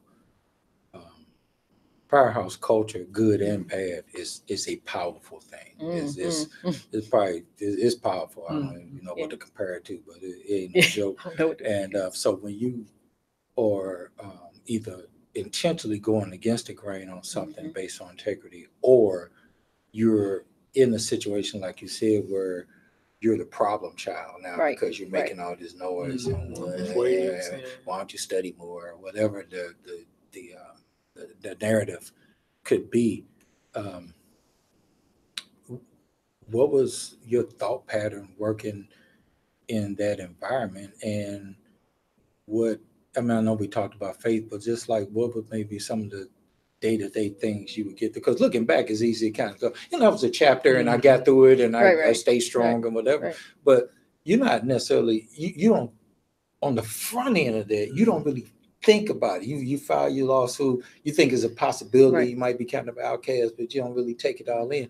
But not till you go through some of the experiences that you're like, I don't know how I didn't prepare for this. I did not. How did I deal with it? So what would you say some of the things that, you say you're a church going woman. So what are some of the things that, your soul looks back and wonder how you got open? How I got over. Woo, that's a good one. You're absolutely right. I did not prepare, nor did I prepare my family. I have children, and so I don't think I thought about that. So I would say I'm sitting here today, like, how you say, write a letter to your younger self. I'm just sitting here thinking that I wish I would have prepared my family. I wish I would have prepared my children. Not that they turned out bad, because ironically, they're both in public safety. And so it must have, it must have had a positive impact, but it was just, there were hard times. And just like I said, to this date, I still have not added it all up, but they depleted. They depleted the account. And so those are the type of things I wish I would have been prepared for. I wasn't prepared for a 2-year of paying. When I initially signed that retainer and said, I'll pay this amount, I didn't prepare that would take 2 years to do that. And I didn't prepare for the emotional drain. And just, for my keynote, I started with just one part of the story that actually changed the trajectory of my thinking and the reason why I'm here today. So I started with a piece where right before court, they called and they wanted to settle. And they wanted to offer me a dollar amount. And just like I shared this morning, I don't remember what that amount is. And the reason I don't remember, because the next thing my attorney said was, they want you to walk away after they pay you out. And so I didn't prepare for that. I prepared for the fight, but I didn't prepare for them to ask me to leave. I had done all these things. I was a nationally certified bomb technician. Like, you want me to walk away? Like Right. I'm the bomb. I'm the bomb, literally. Right. Right. And so I wasn't prepared for that. But it also taught me something. And I shared that today. And I didn't necessarily, in that moment, I know it in that moment now, but when they asked me to walk away, that told me that they saw something in me then that I didn't even see. And I said this morning, I didn't see or feel, but it told me that I was more powerful if I stayed. So did I know in October of 2018 that I would become the first Black female battalion chief in Arlington as well as Northern Virginia? No, I didn't know that, but I knew that there was something powerful.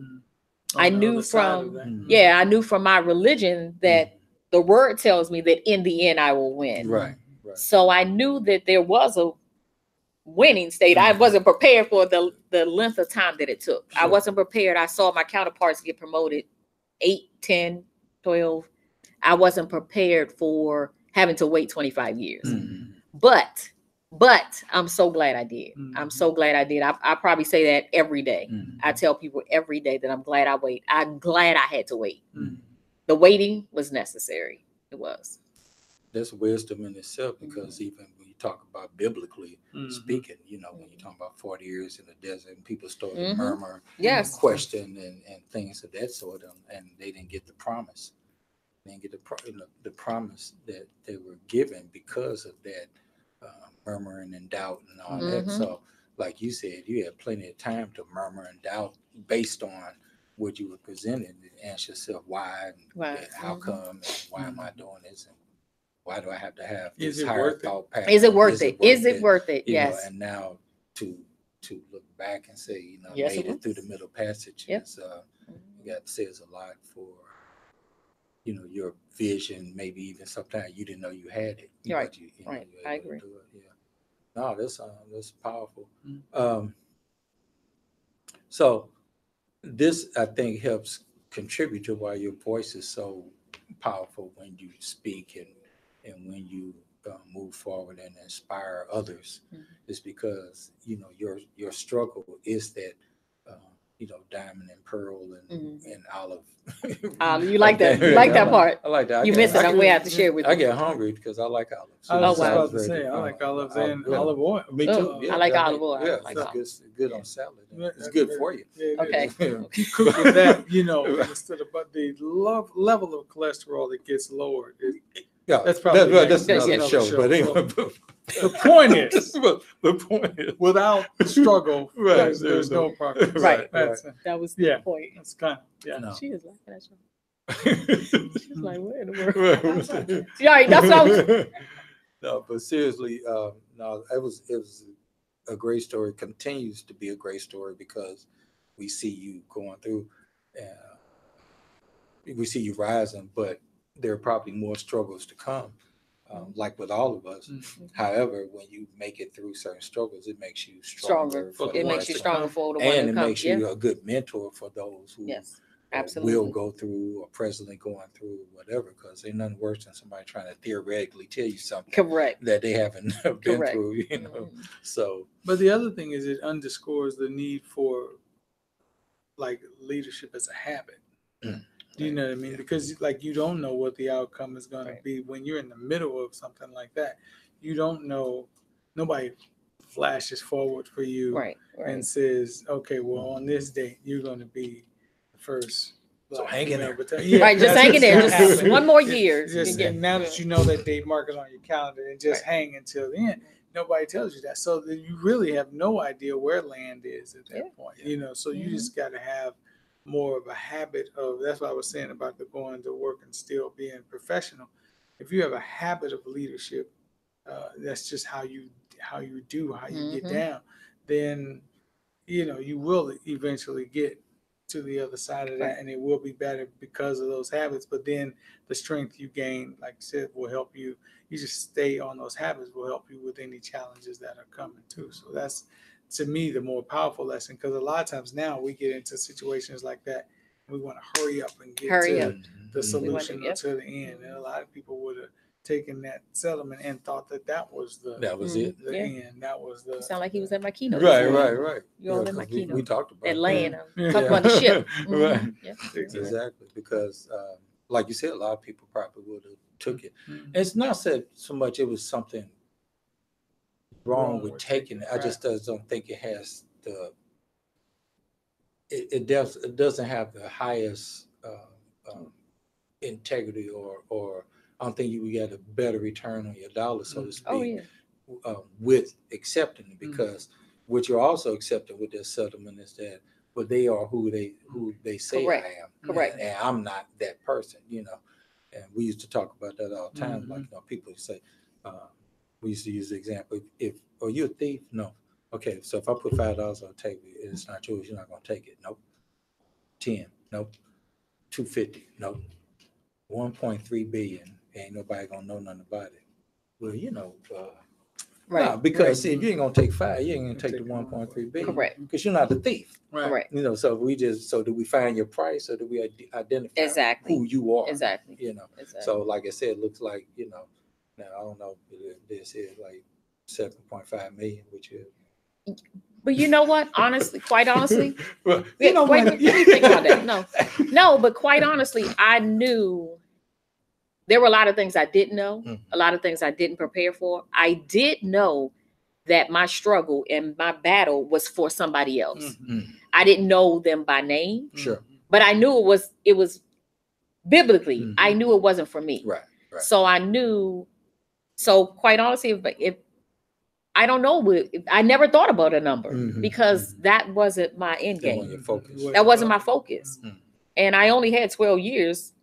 So that would have meant, okay, yeah, I was a bomb technician and fire investigator and all these things. But that meant I still had to go back into the labor force to go find and start all over and find a job. And, arguably you can say if it was enough money, I didn't have to. But I knew at the end of the day, I did know that. I knew it was for somebody else that was coming up behind me. And you never know. Now, like I said, I have a son that's in the fire department and a daughter that's in the police department. So for no other person, my own. And that never was a topic of a conversation at our table because I used to say out my mouth, I would never want my children to enter public safety. And now I say, I can't wait till my young grandson enters the fire department, or he says the police department like his TT. But I can't wait. I mean, I'm excited to say that, and that wasn't always my narrative. Right. Well, the good thing about it is that it sounds like it's turned into a family business. Yeah, it's family business. Yes, I have a husband that's in Right. My husband is also in the fire department, and that legacy started with me, and so I'm proud of that. I'm proud to say, I mean, I know they call it blue bloods with Frank Reagan in the game, but I guess don't they call it red bloods with firefighters? I don't know. But I was trying to think of something witty, but it was just he tried it. Depending on where you are in the country, it's just blood. Right. No, but, but anyway, that's another show. They're brothers, so they play off each other, and I just sit in the middle somehow. Just take it all in. Somehow at this point, we should colors. You know what? No. Okay. Back to you wanted to ask about back to my keynote. Right. So anyway. She's laughing. But no, seriously, I mean that is good. Even you can see the inspiration like immediately, right? I'm gonna say immediately, not like they ran out and joined after this. But my point is like in your immediate circle. Right. But then you think about the ripple effect of that. Yes.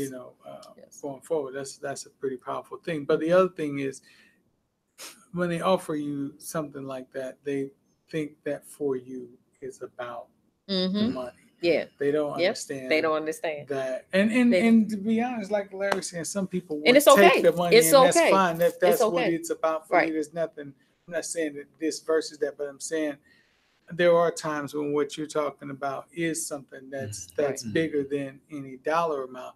Correct. What you're doing is not right. Right. Qualified to do it. I'm taking a test. I should be in that running or whatever. If you're not doing that, then there's no dollar amount that makes that correct. And that makes it right. Then I mean that's they can continue to practice. And that's easy to say when you're not in a position. That's the thing that tells you how serious it is, and it was is because at the time you're depleted. So that's when they come to you with that reasoning anyway. Depleted. So then you say, Right. Okay, but you're still wrong. Right. Okay, whatever. Yeah. No. She said, I was once depleted, now I'm completed. Yes. You know what I mean? Exactly. And not defeated. Yeah, but anyway, I'll say, don't stop there. But another thing I was thinking when David was saying this, that you doing it that way, and I'm sure you didn't have the vision, like one day my children will grow up and whatever, but you planted seeds. Yes. And these seeds of integrity don't have a dollar amount to them. Right, correct. And who knows what the trajectory would have been if you took the money and then not, and then, I ain't gonna say that your children still wouldn't have been successful, but what role really would have happened Yep. if you didn't plant. So now they have a seed planted, they have an example, because if you know that you're the first black female battalion chief, I'm sure they know. Right. I'm sure they got, Right. we know, so I'm Right. sure they know. Figured But it my out, point is, yeah. it gives them something personal to aspire for in Exactly. their own careers, Absolutely. however their direction takes them. And you can't put a price on that. It is the investment you made, so to speak, in your integrity is paying back some great 100%. dividends at this point. And that's something that you really can't put a price on. So I'm proud of you for that. Thank you. So that was basically the core of the keynote, and basically you were trying to just let everybody know, your struggles you're going through. You can get through them. There's lights at the end of the tunnels, and each struggle prepares you for the next one. So stay strong. Yep. And as a demographic in this fire service, we're better than we are depicted to be in a lot, and you're better than maybe you even think you are. So keep the faith, and I think that's what had the women rallying up, standing ovation after her speech, like you go, girl. So we were very proud of that. So Tiffany and I, like I said, we teach at a few different conferences around the country, and we always talk about, one of our favorites definitely is FDIC. Yes. And we get into a lot about, we just like, yes. It sets the standard. Something other conferences, you'd be like, what? Don't go there. But FDIC, it's the bomb in it. It is. So, but having said that, let's talk a little bit about that, and then we'll wrap it up with your class. Okay. So, how much did you hear about FDIC before you actually came to present here? That's a good question. So in my department, we don't send people to attend the conference. And that's one of the things my husband and I was talking about going forward. I have a new fire chief, so I want to ask if we can start sending people for the conference. So we partner with East Carolina University, excellent program, because it does allow people to come and assist and get a feel of it. But you still aren't able to take you can take maybe a class or two, I think. But the power is coming to the conference, right? So prior to me teaching, I had only been here once as an instructor. As a recruiter. So I had a booth that was actually set up in a exhibit hall. So I knew the makeup of the conference, and I had an opportunity to sit with Chief Bobby Holton at the Congressional Fire Service dinner in 2016, because that's one of the things they let you know almost a year out or whatever that you've been selected. So that's one of the things we laugh about, because we had proper preparation. And so he told me at that time that they were looking for women presenters. And that was the first time that I knew that the opportunity was even there. And so I went back and submitted a proposal and was selected. But like you said, I didn't even think the opportunity was there. And we've had this conversation. I was sharing with a young lady, and she was asking how come more Black women don't come. And I said, it's not that you're not invited. It's, you can come. Nobody's saying Black chicks over there. Get out of here. It's not your year. Right. But that's not how that works. But a lot of times, and we talked about this, a lot of times there are some barriers, but sometimes we put those barriers up, because nothing says that, you can't apply, you can't come, you can't instruct. So my experience has been very welcoming, even the first year. Even so, when I started doing my research, when my proposal was submitted, I was told all the things. Don't be alarmed when people come in your class and walk out. And because it's so many competing classes at the time, don't be alarmed if it's like 5 people or 6 people. Well, they didn't say that low number, but I came in with the expectation of, it'll be okay for, people come to your class. Well, my first year, I Packed the had house. standing room only. Like people were lined up against the wall. Yeah, because I helped you get rid of all the chairs that year. Yeah, So and it standing blew room me only. away. No, I'm just No, it didn't.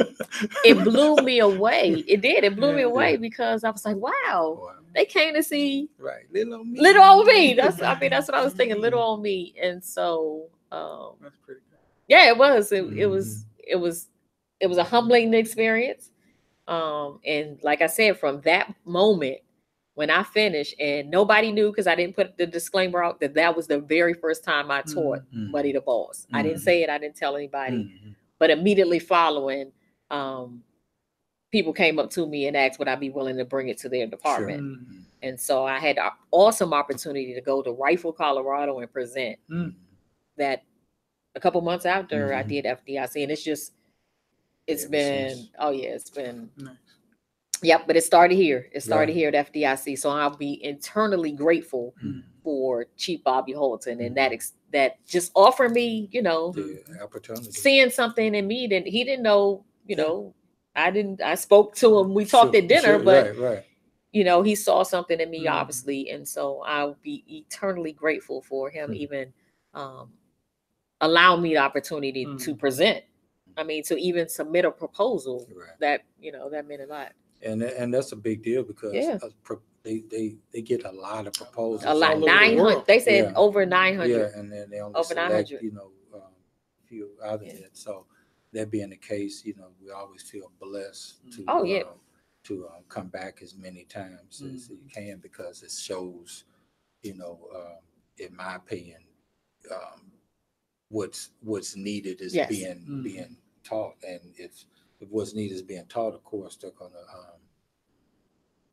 try to keep that going, and like I said, with your class, there's a lot of people that need to know that they're in the transition of we were cleaning toilets together yesterday, and now I'm today expected the to. boss, Right. and how do you make that Make that jump, transition And still get effective and still performance. be out of it. Exactly. Exactly. So, And let me say one thing, because when you said the number of proposals, when you said how much did I know, I did not know that number of people applied. And so even getting that email, I still remember to this day when I got the email that said you were selected out of 900 proposals.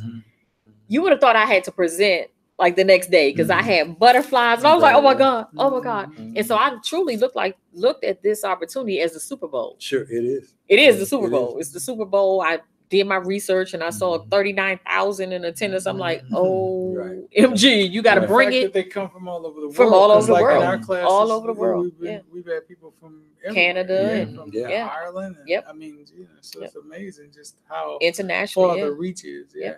That's why I call it FDIC International because it's a far reach. International conference. And the networking and what I like through the whole experience is that you definitely have some superstars in the industry, guys and gals who got successful books and programs and workshops and they never had the kiss the ring mentality. You can walk up to anybody and who's got a popular book. You can walk up to a Rick Lasky or Frank Viscuso or whatever, and you can say hi and they like, hey brother, they know your name and all that, and they're genuinely interested in what you have to say instead of like kid, thanks, thank you.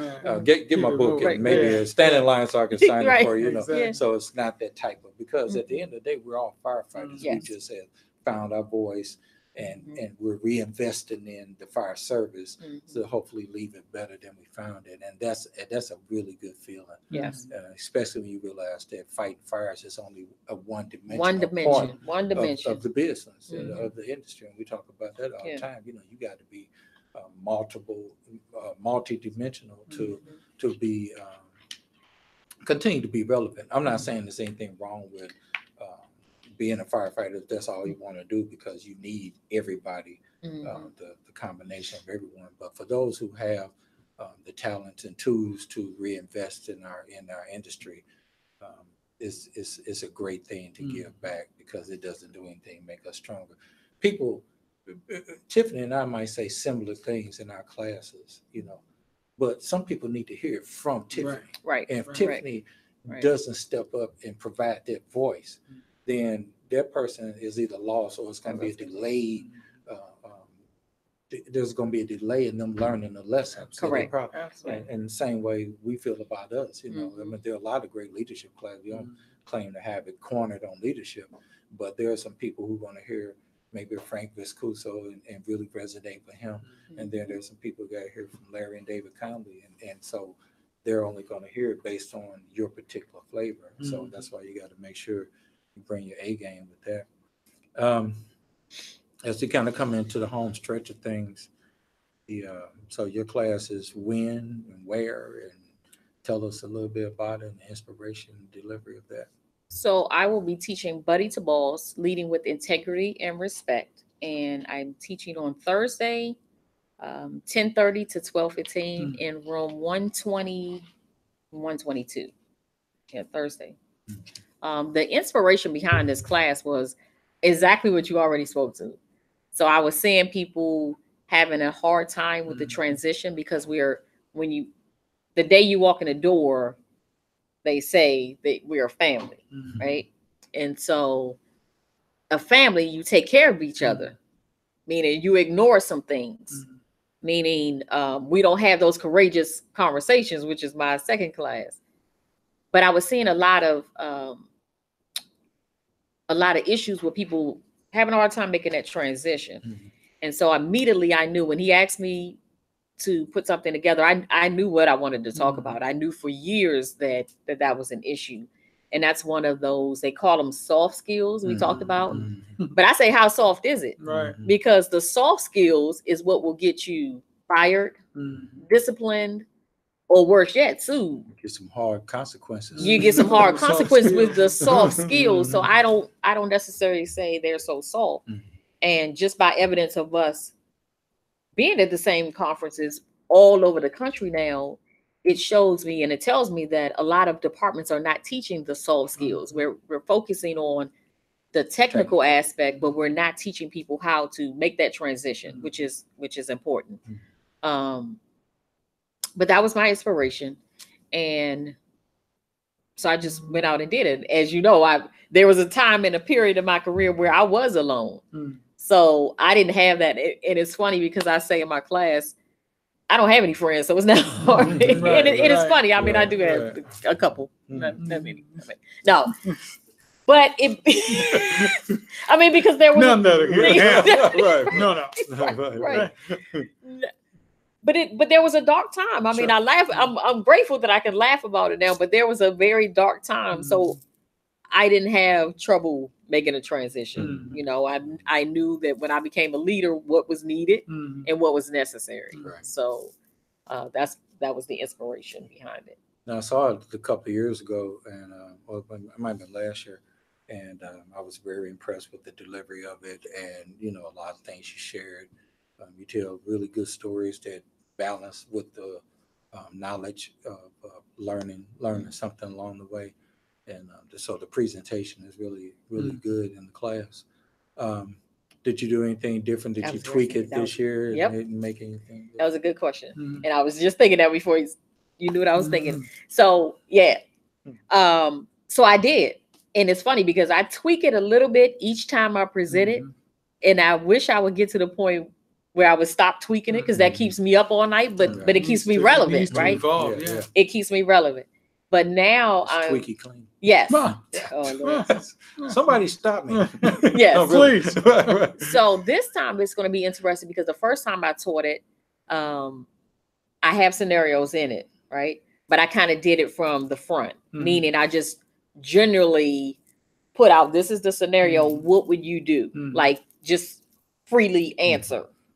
So just last week, I went to a fire department and I presented, and I'm understanding that no, that doesn't necessarily work well because the takeaway, I want you to go back and act as you practice. I want you to have that courageous conversation. So now I am doing an actual role play where I bring two people to the front and have them. So you don't get the luxury of answering in general terms because hiding and saying the right answer, because we all know, and I always call people out, somebody in this room would do X, Y, Z. I don't want to give out my scenario, but somebody in this room, you can't tell me everybody in this room will do the right thing. You're going to say you're going to do the right thing because you don't know who's listening or watching you, right? But when I bring you up front and you don't have the luxury, yeah. So now, yes, got him. So now I do, I bring people up front and no, you can't phone a friend. You can't ask the audience. I want you, you figure it out. There's no right or wrong. And that's what I say. I say, this is what Chief Wesley would do in that situation. And this is what Chief Wesley would advise you to do. But at the end of the day, you have to come up with how you want to handle that and handle it to your, just thinking of all those things, integrity and your responsibility and accountability and all of those things. Give me something to think about. Correct. Planting that seed. Planting that seed. Yep. So now I do, and I see that it was more powerful. It was more powerful when I did it that way. Absolutely. The experience for them to have an experience. Yeah, a few things you want to say about the class or wrapping up about what we're doing, Dave? Well, I mean, one of the things I'm always excited to do, of course, is to be involved in the scenario and role play that we have. Is the one we're doing one shot, right? Yeah, that's been just having people, it's really dealing with like a very relevant and powerful, sad issue, and so a lot of people have been resonating with it across the country as we've been doing it. So I just think that it's worth the time to come and check it out and to get involved and be a part of the presentation as opposed to just sitting there and watching the show. But if you do that, you get a lot more out of it. I'm excited to do it. It's gonna be cool. So. Yeah, we I think and Tiffany can attest to this as well.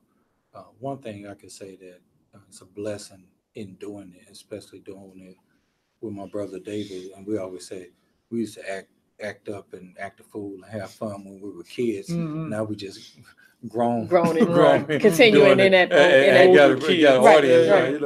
But what I'm saying about it is that it's really fun teaching, and it's fun when you see people get the aha moment. And it's even fun when people challenge you. Yes, that's fun to me now. You looking like I love it. The party, you be like, you can't do that in my class. You get beat up, but then I love it now. But it helps us grow because because we've had some blindside. We were like, okay, next time something like that happens, right. Or you prepared. So, but the journey and the experience of being able to present in front of different audiences around the country, around the world, in our case.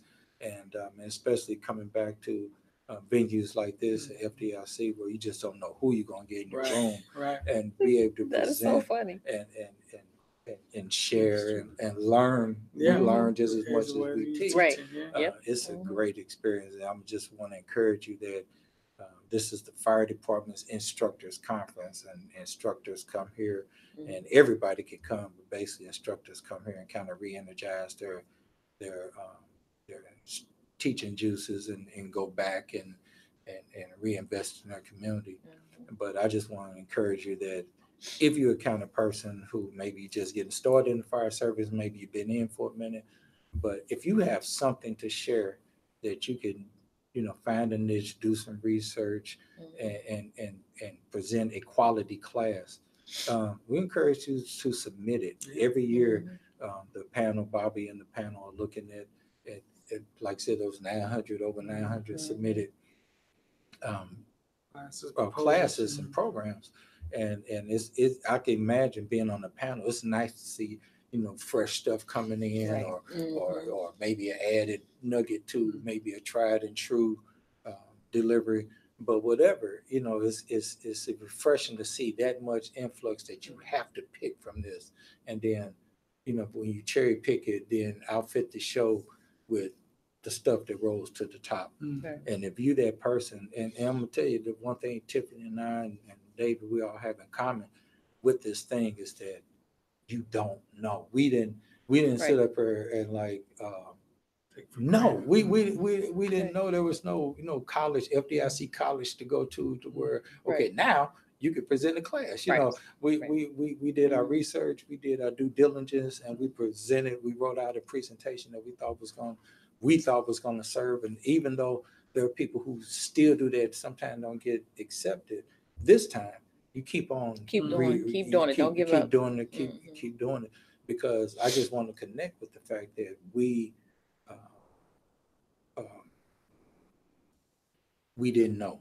And when you get accepted, it just forces you to keep on perfecting and want to make it better each year and keep submitting and keep sharing. So I encourage you, if that's something that you have a passion for, and you got something to share, do it.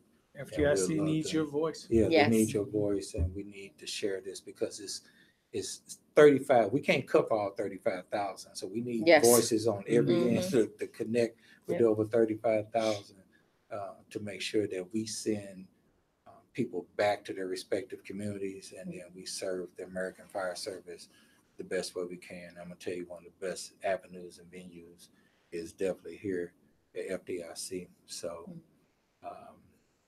you have any closing words? We hope to see you next year. right. That's what a hint. Look, wink. Hope to see you next year. All you panel people. Right. In one of my 2 classes, I'll be presenting. Maybe the keynote for the FDIC. Wink. Just throwing things out. Yes. Just throw out in the atmosphere. I told you I'd do that. Seeds. You never know. No, but this is truly a conference that you don't want to miss. There's so many classes that are technical, administrative, whatever your area is that you are lacking or that you want to perfect. I would say come to FDIC. Everything that you need is here, truly. And what you said, that was so true as far as being able to meet these big name people, and they don't make you feel small. They don't make you feel small. Well, I'm going into that arena, thankfully, but they don't. I have felt so welcomed here. I don't walk into the room and feel small. I feel like I belong here. So that's an important thing for especially women. And definitely. We didn't talk about the title. So the title of my keynote, the title of the iWomen this year was Own Your Future. And my title of my keynote was Own Her Ship. Hashtag it's time. I see what you did there. You see what I did there. Right. Own Her Ship. Yeah. So I truly say I have felt ownership here at FDIC. So submit. We need you. It's something for everybody. So something for everybody. Yeah. All right. Well, that'll be the live version of the Larry County Radio Show, and we'll see you probably a couple of weeks for the podcast version of it. But hey, have fun, FDIC, network, go to class. Network, meet people, relationship. Have fun. We'll see you out there. Take it back with you. We'll see you out there. Bye-bye.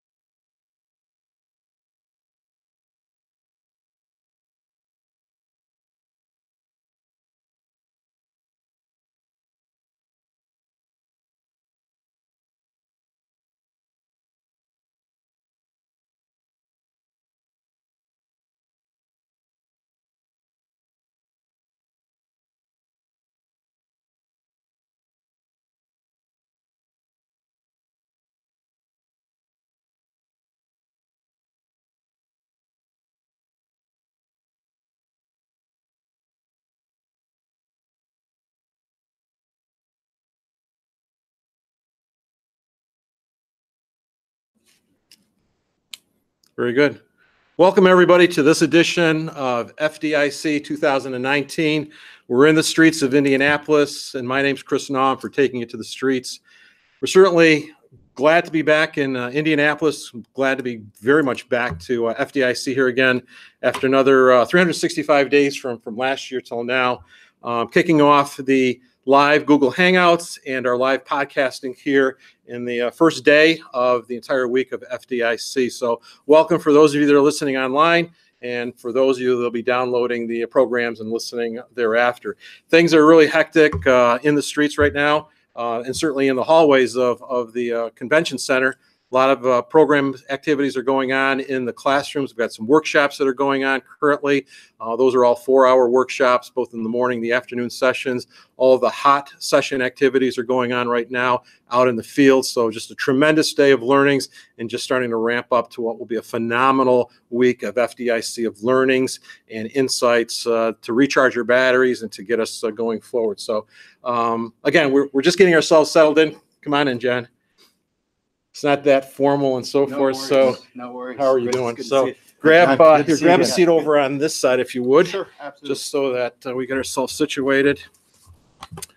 So on this edition of Taking to the Streets, we've got our normal podcast is coming up on next Thursday of next week. Just check the fireengineering.com blog talk radio for the specific scheduling, just in case I may be slightly off. But we'll talk about that toward the end of our session today for our show, and then talk a little bit about some other things that we have going on concurrently with FDIC as far as some activities online with social media.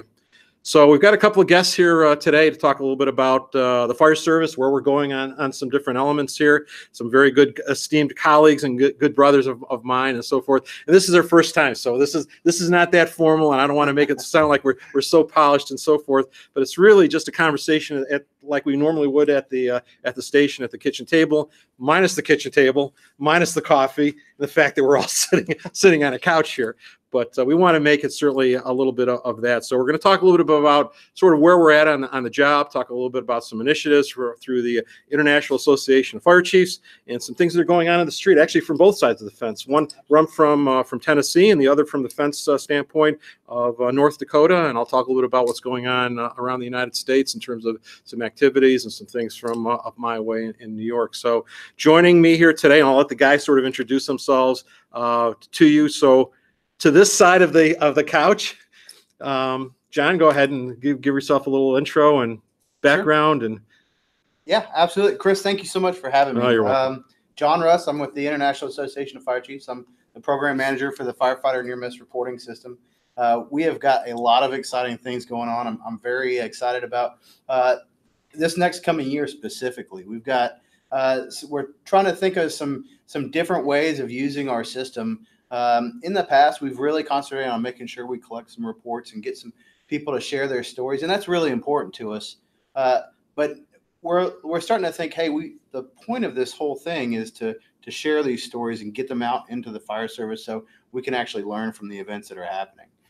So we're excited this next year. We're really trying to get some of these stories out and into different publications like Fire Engineering Magazine and Fire Rescue Magazine. We've got some great articles coming out on near misses that were submitted to our system. Another thing that I'm really excited about is we reached out to some outside disciplines, some other areas such as the electrical industry, the nuclear industry that you're familiar with as well. And we kind of asked, what did you guys do with your near miss system once you got it up and running? What was the next steps? And we're really excited about some human performance improvement programs that we're looking to kind of push into the fire service and see if we can learn kind of how some of these organizations that are considered high reliability organizations, how they kind of took their near miss systems and addressed things like human error. And I think that's really something that the near miss program can kind of grasp a hold of and help push out to the fire service to kind of see, okay, how are we making our mistakes in the fire service? How do we learn from those? And how do we take that to the next step in preventing similar incidents like that? That's really great. Now, you've been the program manager for how many years now? I've been now the program manager for about 3 years. I've been with the program since its inception in 2005. Started as just an intern with them and just kind of stuck around long enough. Yeah, And, great. next thing you know, they put me in this position. I'm very humbled by it. That's It's really great. awesome experience. So aside from your activities through International Association of Fire Chiefs, you're also a lieutenant in Tennessee. Yeah, I work for the Brentwood Fire and Rescue Department right outside Nashville. We're a suburban department just south of Nashville. Predominantly big homes, residential community. I think we average about 6,000 or 7,000 square feet. 4 stations. I'm in the center of the city. We're just busy enough, and it's a great department, very progressive. So I'm excited with that opportunity. Career department, we work 4896s. So I kind of have to juggle things between my 48 hours on and then my 96 off. I stay busy with the association, and it's a blast. That's great. That's great. So we'll talk a little bit about some large area residentials and McMansions, Sure. and Yeah. I'll make a comment about that, especially in light of some original research that I've been doing. So many of our listeners and our followers on social media, both on our firegroundleadership.com page and our buildingsonfire.com page, we've been talking a lot about large area residentials or McMansions, and I'll give you a little tidbit on the McMansion portion of it. But we actually do a weekend or a series of day classes and seminars dealing with the emerging challenges and the near misses and some of the risk factors dealing with large area residential. So make sure we'll talk a little bit about that as we go forward. So welcome and thank you very much. We'll talk a bit more about the near miss reporting system. So that leads us to Mike. So Mike, again, Mike's in North Dakota, and I'll just lead that in. So he's in North Dakota, but originally from Kentucky, but Detroit is really the home base. So, Yeah. So Mike, tell us a little bit about, give us our listeners a little insight on your background and where you come from. Well, From what parts? First, as John said, thanks for having us here on the program today. It's a great honor to talk about the job, first and foremost. But FDIC is just a tremendous venue to not only learn, but to reconnect with friends that you maybe only see, a couple times a year. So let me say, how many years coming to FDIC? A lot. Probably 20. This is John? 15. I'm a volunteer staff here. This is my 15th year as volunteer staff here. Having a blast. Wouldn't miss it for the world. Yeah. 35 years, guys. Oh my God. Wow. Oh my God. So my first FDIC that I did in Cincinnati, 1985 was my first class. So it's been a hell of a ride. But so here we are at the Disneyland of the fire service. So Mike, battalion chief out of North Dakota. Yep. Battalion chief. I've been there 2 years. I'm a shift commander. We operate 3 stations. We're getting ready to open a 4th at the airport come October. So it was a new role for me going in as a shift commander. I retired after 17 and a half years with one department in Kentucky, 21 years total, to take this opportunity.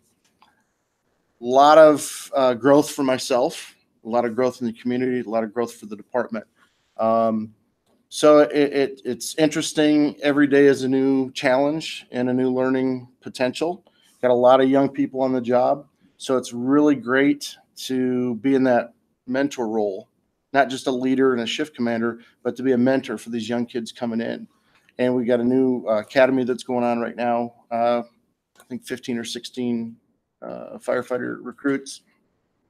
Talking to them one morning, and I said, this is the greatest job in the world. It truly is the greatest job in the world.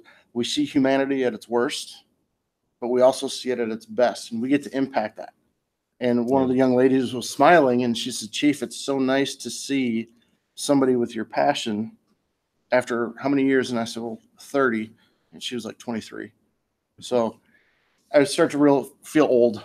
And that's certainly relative, when we talk about some of the individuals that are in our classes that we talk about back in the day. So, back in the day for some is only a few months or a few years ago, or sometimes a few weeks ago. For back in the day, for some of us, both present here on the show or those of us that are attending classes, back in the day, for some guys are back in the 70s, and in reality, guys, we actually have people that are still attending that were kicking around back in the 60s, which is a testament to, again, their level of involvement, their dedication, continuing learning, whether it be as an instructor or as a student. It's a continuation, and that's certainly a testament to FDIC, to the job, to our tradition, the fire service that constantly gives back. And for some, it's a termination and they walk away. But for many others, there's just a constant flow. And as Mike just talked about, just again, having the opportunity to regenerate another generation or another group of recruits that are coming through and really set that cornerstone and the foundation that all of us are doing in a variety of ways. So let me lead you into this. So we talked a little bit about our well, actually, let me make one other comment. So you were kicking around on the streets of Detroit when? How long ago?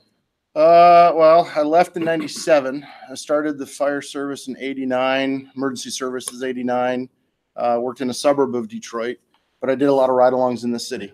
So those are the guys that really brought me up in the fire service, the old school mentality. So for me, it's been a tremendous transition. Having guys from the 60s and 70s and 80s bring me up in the fire service, and the job has changed so much.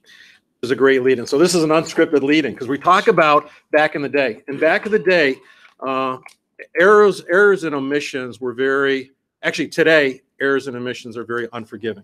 In other words, if we mess up on today's fire ground, we do not have a tremendous degree of latitude to recover.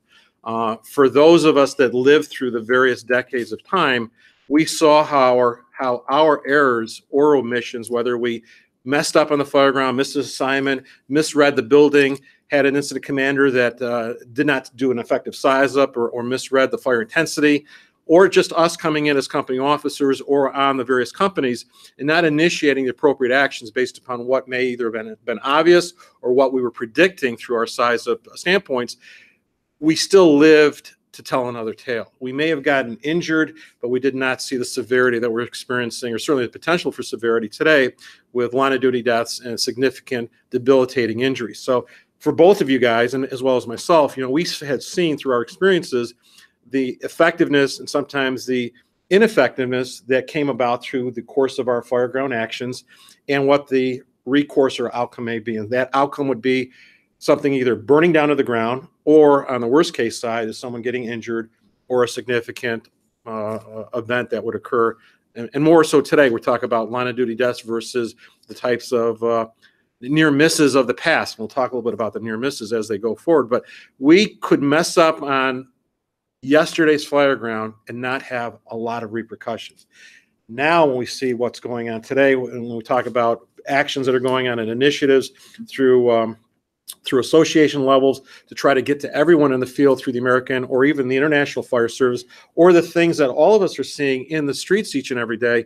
When I talk about errors and omissions are very unforgiving, we don't have that latitude anymore. And that margin for error today is really razor thin. So previously, whatever it was quantitatively, we could have those errors, we could mess up, and that margin or the margin for recovery was pretty large. And we used to have near misses, and we would have close calls back in the day and injuries. And now we see significant events in line of duty deaths. It's something as simple as having a compromising floor or roof back in the day and having it to be recoverable, where both we and the companies are recovering, or something now which is more catastrophic in nature, leading to something adverse. So the whole emphasis of what the near miss reporting system, as an example, which was drawn out of much of what was laid out back in the mid to late 1980s with the concept of crew resource management, gave us what we now know today with near miss reporting. So tell a little bit about how the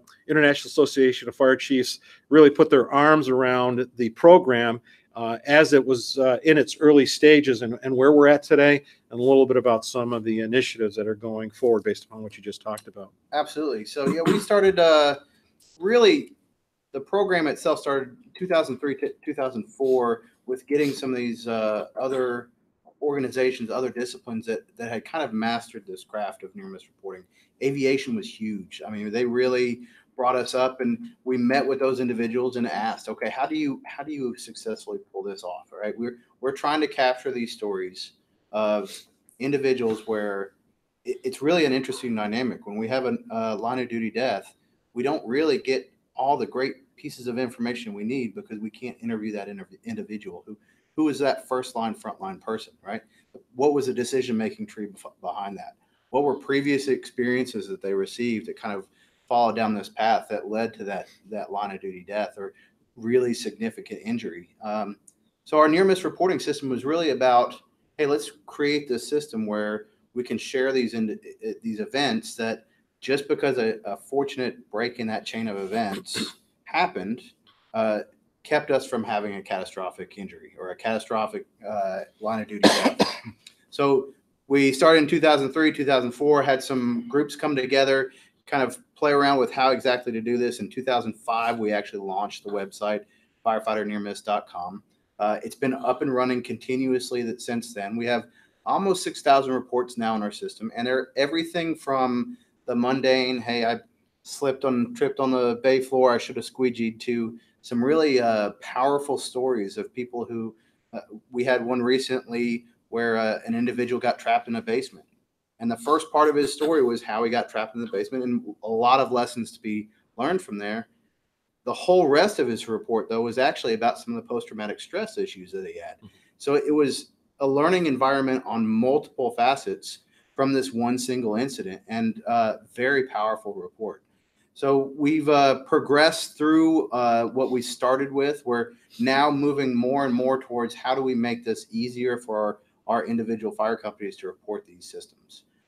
We're looking at actually now developing version 3 of our firefighter near miss reporting system. We're working with tech companies now on how do we restructure our question sets to make it even that much easier for especially the younger generation, these guys that are very good with technology that can dial into this thing on their cell phone and literally talk into it and say, hey, this is what happened to me. Short, sweet, and they can push it on out.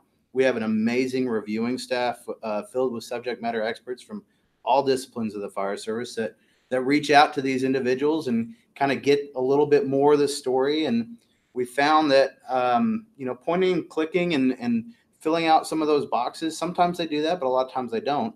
But if you make that contact, you make that event, that little bit of work to call them up and say, hey, tell me a little bit more about this. They'll spend the next 3 hours on the phone with you, and you'll get just amazing information about what were the lessons shared and what things are changing in their fire department based on this event. I'm a firm believer that whether you're a major metropolitan fire department or a very small rural volunteer fire department, a lot of these stories, a lot of these incidents are happening the exact same way across the country. So why do I have to wait and experience it for myself when I can learn from another brother or sister firefighter from across the country? So it's a challenge. It's a challenge. I again, when we take a look at, and John makes a great point, the near miss events that are recorded in that database and the information that's available to be shared amongst the fire service is it's not specific to any particular region or size department, organizational structuring. When we talk about near misses, they are the lowest level precursor, and primarily a precursor is that initiating event that could lead to a series of other adverse events, something more worse in case. So when we talk about safety, occupational safety and health, we talk about near misses, they're the least of the levels of severity of what could go wrong when somebody could be injured. So it's a near miss that might lead to just a report of some type of condition, that might lead to a first aid, that might lead to a OSHA recordable event where you have or a lost time event or something worse, which leads up to that fatality. So when we take a look at information from the occupational safety side of the business, the near miss aspect is very much embedded and ingrained. Sure. But when we talk about what the aviation industry, the Department of Defense, military, nuclear in particular also, and what they have done with the near miss reporting aspect, as well as what we call human performance and performance-based applications, that's where all of this is leading to. Now, Mike, as a battalion chief, how do you utilize either lessons out of NIOSH reports or some of the learnings that, and again, you're very astute, very literate, you're very well read in terms of keeping a pulse of what's happening in the fire service. How do you take some of the information that you're privy to, and how do you disseminate that within the companies under your watch? I know that you do quite a bit, on your shift as the commanding officer and so forth. How do you do that in a formal or informal setting? Well, I try and make it more informal where I'll leave it up to the company officers. I'll give them the information, let them discuss it. So it's not always, hey, that's coming from the chief. This way it empowers the company officer to do that. But I also sit down with the crew at the kitchen table because to me, that's the most important room in the firehouse is the kitchen. This way, you know, we can look at it and say, hey, next shift, we're going to go over this. I want you guys to read this. Whatever line of duty death report or near miss, you know, situation that we're going to discuss. So this way we can sit back. They have a shift to read it. We come back and we discuss it. Say, okay, what was your takeaway? I want to hear from them first. Say, oh, well, you know, I saw they didn't do this, or in the report it said they didn't do that. Okay, well, how would you do it different? And it's not trying to Monday morning quarterback it, but again, using that as a tool for us to learn, sit back and say, okay, first off, these firefighters or firefighter, whatever the situation was, didn't die in vain. We're learning from whatever, we'll just say a mistake, a catastrophic failure, number of events that came together at that time to create that incident. So how can we take one of those, you know, cogs out of that wheel so that doesn't go in a full circle for us? And that's part of what we're talking about. We're trying to stop that cycle from continuing and terminate it, because what may have occurred in any one particular department, whether it be a near miss or a significant event or injury, there are lessons and learnings that we need to internalize. So, you know, Mike, you talked about some of the disciplinary issues and so forth.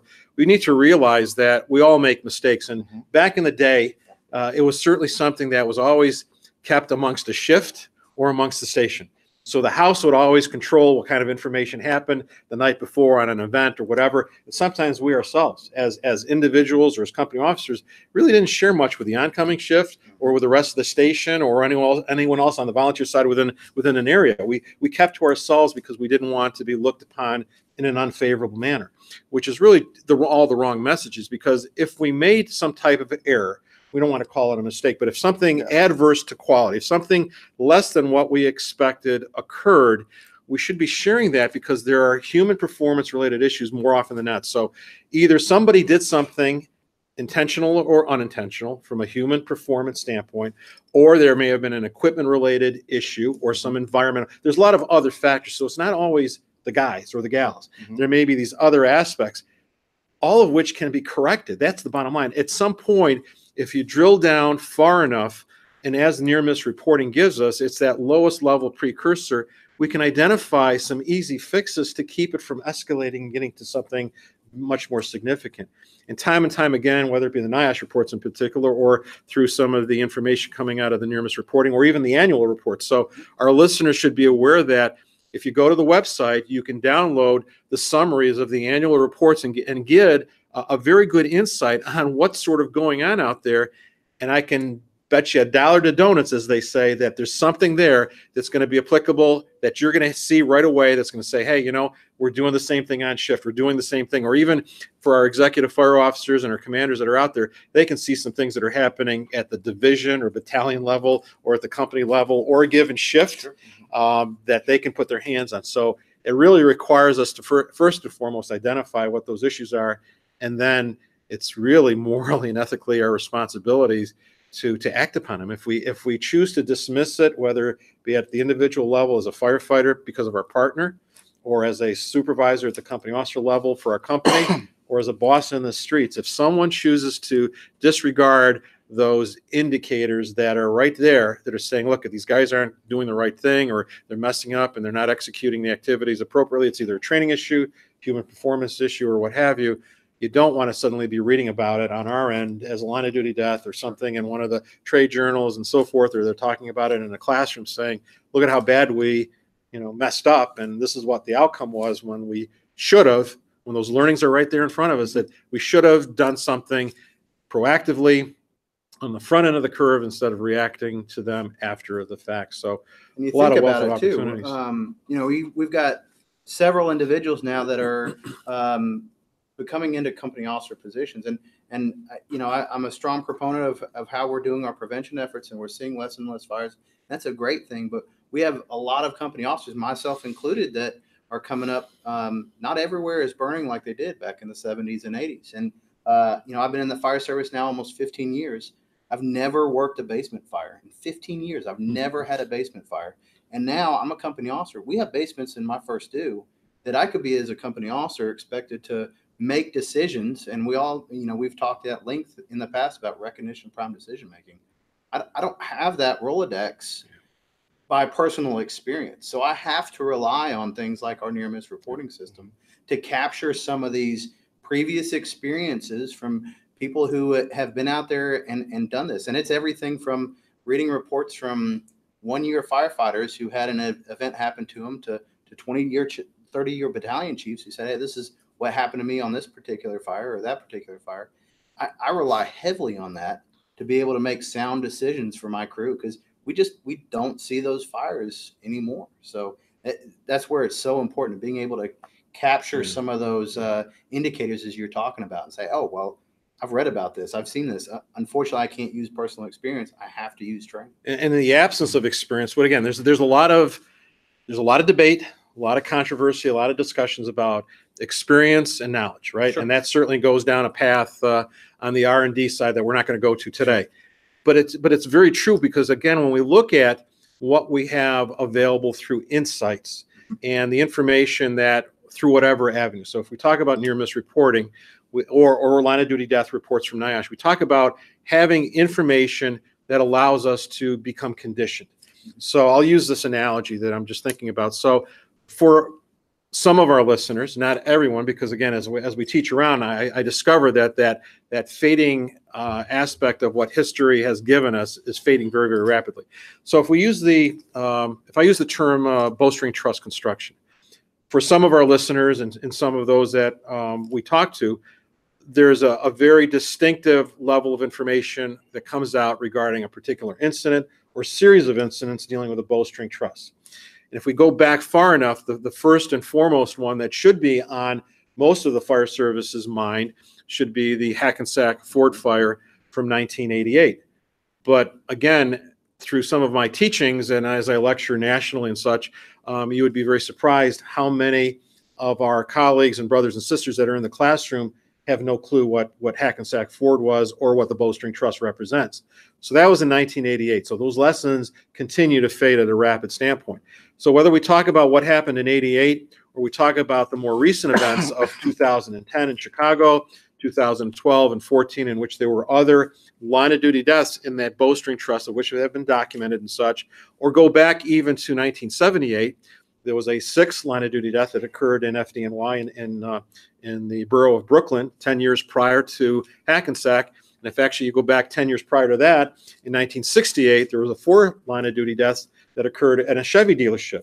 So there are lessons and learnings, but the point of this is that we may not have had to have fought a fire in a bowstring truss if I have that insight. So again, if I understand these near misses of what may have gone wrong or ineffective or whatever the learnings were, ineffective line placement or the fire got so far ahead or we misread the floor conditions, what have you, if I condition myself through the lessons and learnings out of near miss reporting, I condition myself so then when I do show up on scene and I'm reading those building conditions, I'm reading those indicators to size up things that we're gaining out of R&D from NIOSH, from NIST, from UL and so forth, I can react to them instead of trying to figure out what I need to do, especially when there are civilians in distress. So do I take the line in? Do I not? What are those learnings? And having them become a recall mechanisms helps us, especially as company officers that don't have experience. So for many of our listeners who are trying to gain that experience, we want you to be able to gain that experience without losing your lives or without getting injured, which goes back to the day in which some of us learned, again, trial and error. We messed up on the fire ground, we learned, we got back up again, and we fought another fire and we fine-tuned our skill set level, which goes back to what I said earlier. We don't have that luxury anymore, either by frequency or severity of alarms, but more so it's just the frequency that we go. So we rely on the senior members, whether they be at the battalion chief, company officers, but even those gaps are becoming smaller and smaller. So really, for our listeners that are out there that are trying to get a handle on all of this, I can't stress enough, and as John mentioned, near miss reporting is a phenomenon, and it's a tool. It's one element of a series of other aspects, both behavioral based as well as prescriptive based in terms of tactical related conditions, prescribed activities, and so forth. So there's a lot of different pieces of all of this that all end up leading to doing what? Stretching the line and going in, commanding ourselves in the street. Certainly as a BC, Mike, your experiences were drawn out of repetitive activities and various disciplines, things that you saw back in the days in Detroit that probably stay with you today too. You condition yourself back up to that standpoint. Well, and all those things are what build your knowledge base. Whether it's taking a report of a near miss or a line of duty, those are great tools, as you said, to have. Nothing can replace getting out in the field, taking your company, and this is to all the company officers out there and the senior members and the chief officers listening. Get out on the street. They say rubber hits the road. Take your crews out there, learn what's going on in your district. Look at these buildings, because every day in every city across America, in every fire district, it's changing. And if you're not out there looking, you're not going to know what's happening in your district. That's true. And that's where it falls back on us to be leaders. And, ultimately our crews are responsible. So when you first went up to North Dakota as for your new job as a battalion chief, you very early on coming into that area experienced a rather challenging job. Did you not? I did. After 27 years, I made a chief position. I took that to Williston, North Dakota. Met with the crew first day.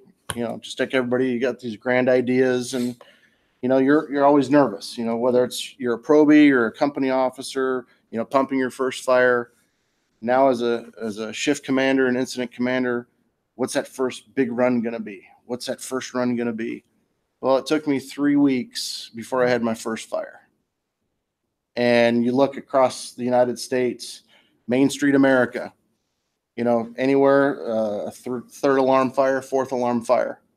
And it was one of the oldest buildings in the city, a landmark, an old department store. And as soon as I heard it, it's like, wait a minute. Okay, I'm processing. I've been in that store once, so I know what the layout is, somewhat. I know what the type of construction is. Maybe it's nothing.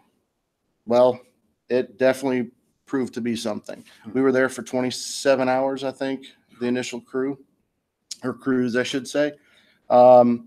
So yeah, welcome to North Dakota.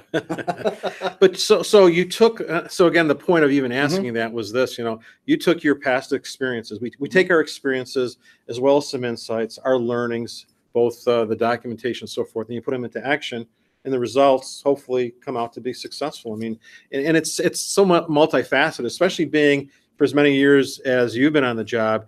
It's taking into account all the things that you filter, that you diligently have to be reading about and staying abreast, whether it be textbooks, whether it be the online information, whether it be the dialogue and conversations that we share our stories, both on the telephone, online, in the floor areas of FDIC, or certainly in the streets and in the our social events that we do outside of the classroom. It's all part of that in such a dramatic way. John, so from the near miss reporting, what would you say would be the value of an individual, whether it be a firefighter or a company officer or a commanding officer, of downloading or number one, looking at the near miss reporting? Actually, it's a twofold question. Number one, utilizing the near miss reporting. How can our audience best utilize the information that's available?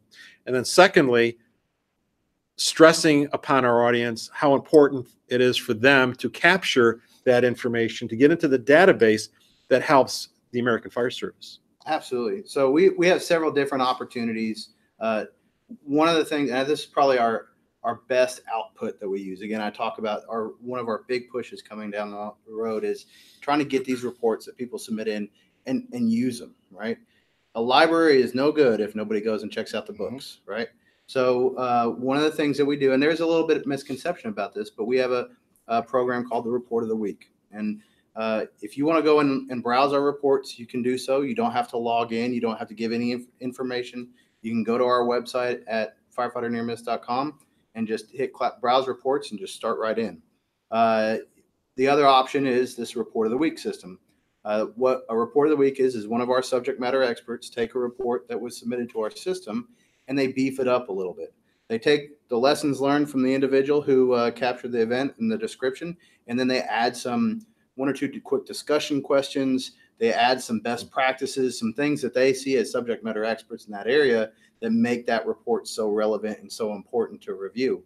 They also throw in a few extra near-miss reports that are related to that topic, and then some outside references that if you want to gain a little bit more information, you can. So that report of the week system, you give us your email address. We send it to you once a week.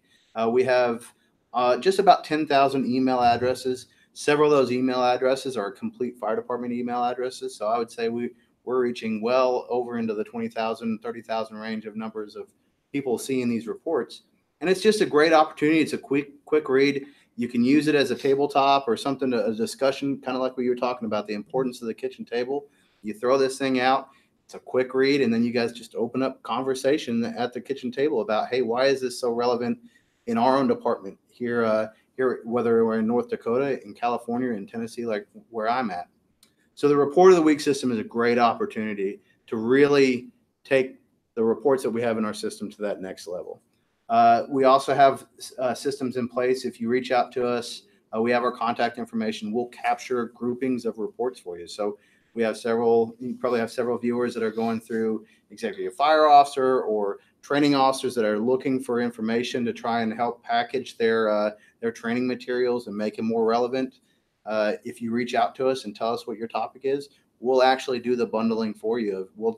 If you do a search on a report, you might get a lot of reports that have relevant topics or keywords, but it might not be exactly what you're looking for. So if you send us your contact information, we'll actually go in there and pull the best reports of that and kind of help you with capturing the reports that make sense to really what you're looking for. Yeah. Phenomenal resource. Yeah. And again, underutilized resources. So we talk about 20, if it's 20,000 emails, guys, how many fire departments are out there? How many fire service personnel? So we're just scratching the surface, even in terms of the quantity of data entry. So, it's non-punitive. It's also does not identify the organizations. So there's quite a bit of just of information sharing for the betterment of the job and the applicability for the various organizations. And again, when we talk about the value of that kitchen table, when you take that near-miss report and utilize it in what we would call operating experience, apply it and expand upon it. Take that near-miss report and expand upon something that may have happened on the shift or may have happened in the area or region of a county or jurisdiction, or the applicability of something that may potentially occur relative to your jurisdiction, either based on the construction or occupancy or the fire conditions or the department profile. There's so many different data points that provides applicability. So although here's that information of which there's a wealth of data in there, there's a stepping point. So either utilize it as it exists or take it a step forward. So again, we can't stress enough about the tremendous opportunities, certainly the advancements of what the International Association of Fire Chiefs has done, and certainly under your leadership and so forth. And then us as users, I mean, I get that report pumped out to me, pushed out to me, and again, I utilize it in my lecturing and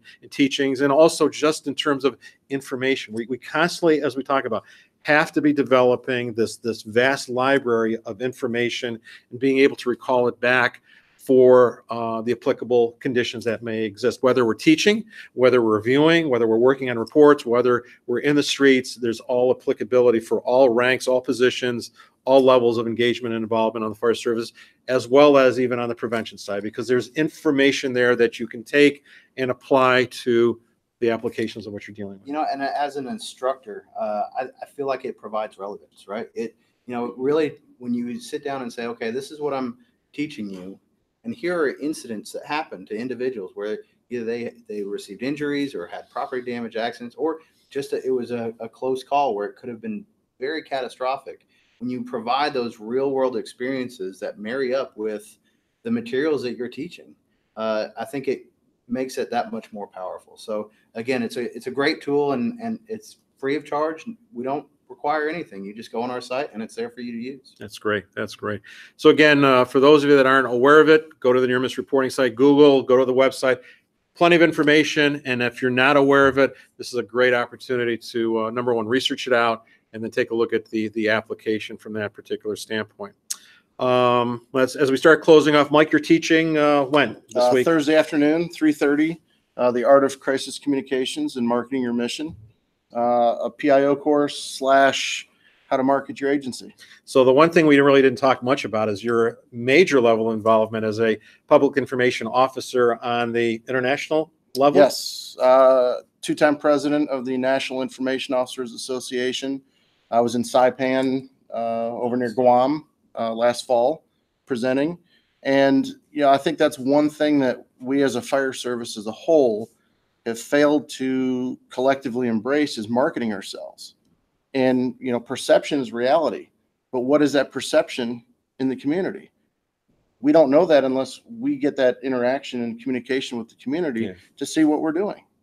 And, that's what I'm just trying to do here is pass that nugget on to folks, and hopefully they'll take a little bit and go back home and market their departments. That's really great. John, in your activities during the course of the week? I'm here working with FDIC. We've got several classes going on. I'm juggling, of course, like most firefighters. I've got 3 or 4 different hats that I have to wear this week. But no, I'm excited. I'm going to be sitting in a class tomorrow on Safety Differently, which is a just culture piece with Sean Persnicki.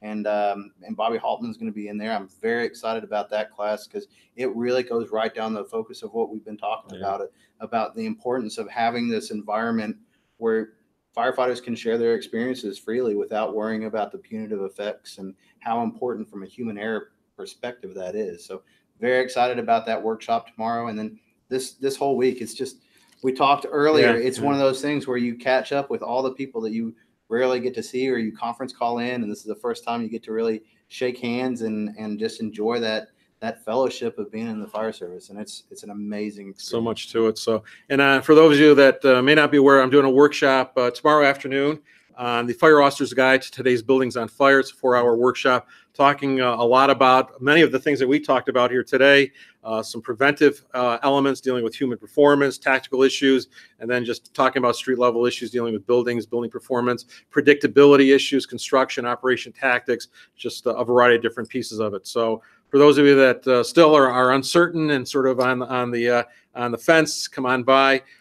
There's a lot of great programs. The workshops are going on again through tomorrow, and then the classroom sessions begin on Wednesday and go right through the rest of the week. And just a phenomenal lineup of colleagues from international colleagues from around the world and throughout the states and provinces of Canada and so forth that are providing some great cutting edge insights, both from the basic all the way to the most highest level advance. The only other thing I'll add is as a plug here, one of the things that we're doing with our firegroundleadership.com page and our Buildings on Fire program, which are all on the Fire Engineering EMS blog network, our social media pages, both on Facebook, our Twitter account, as well as our other independent account. We are promoting street level insights on buildings around the streets of Indy. So we started yesterday. We're doing a view from the street at FDIC, talking about buildings and some video clips and some elements of some stuff that, again, the learning start in the classroom, but they will extend into the street. We actually added another quick note last night. We just mentioned that as you take a look at our posts on a daily basis, of which they will be rather substantial, at least 3, 4, 5, or 6 on a daily basis, when you're walking around, take a look at the buildings, because chances are there's going to be some avenue or path, or you're going to be at a street corner.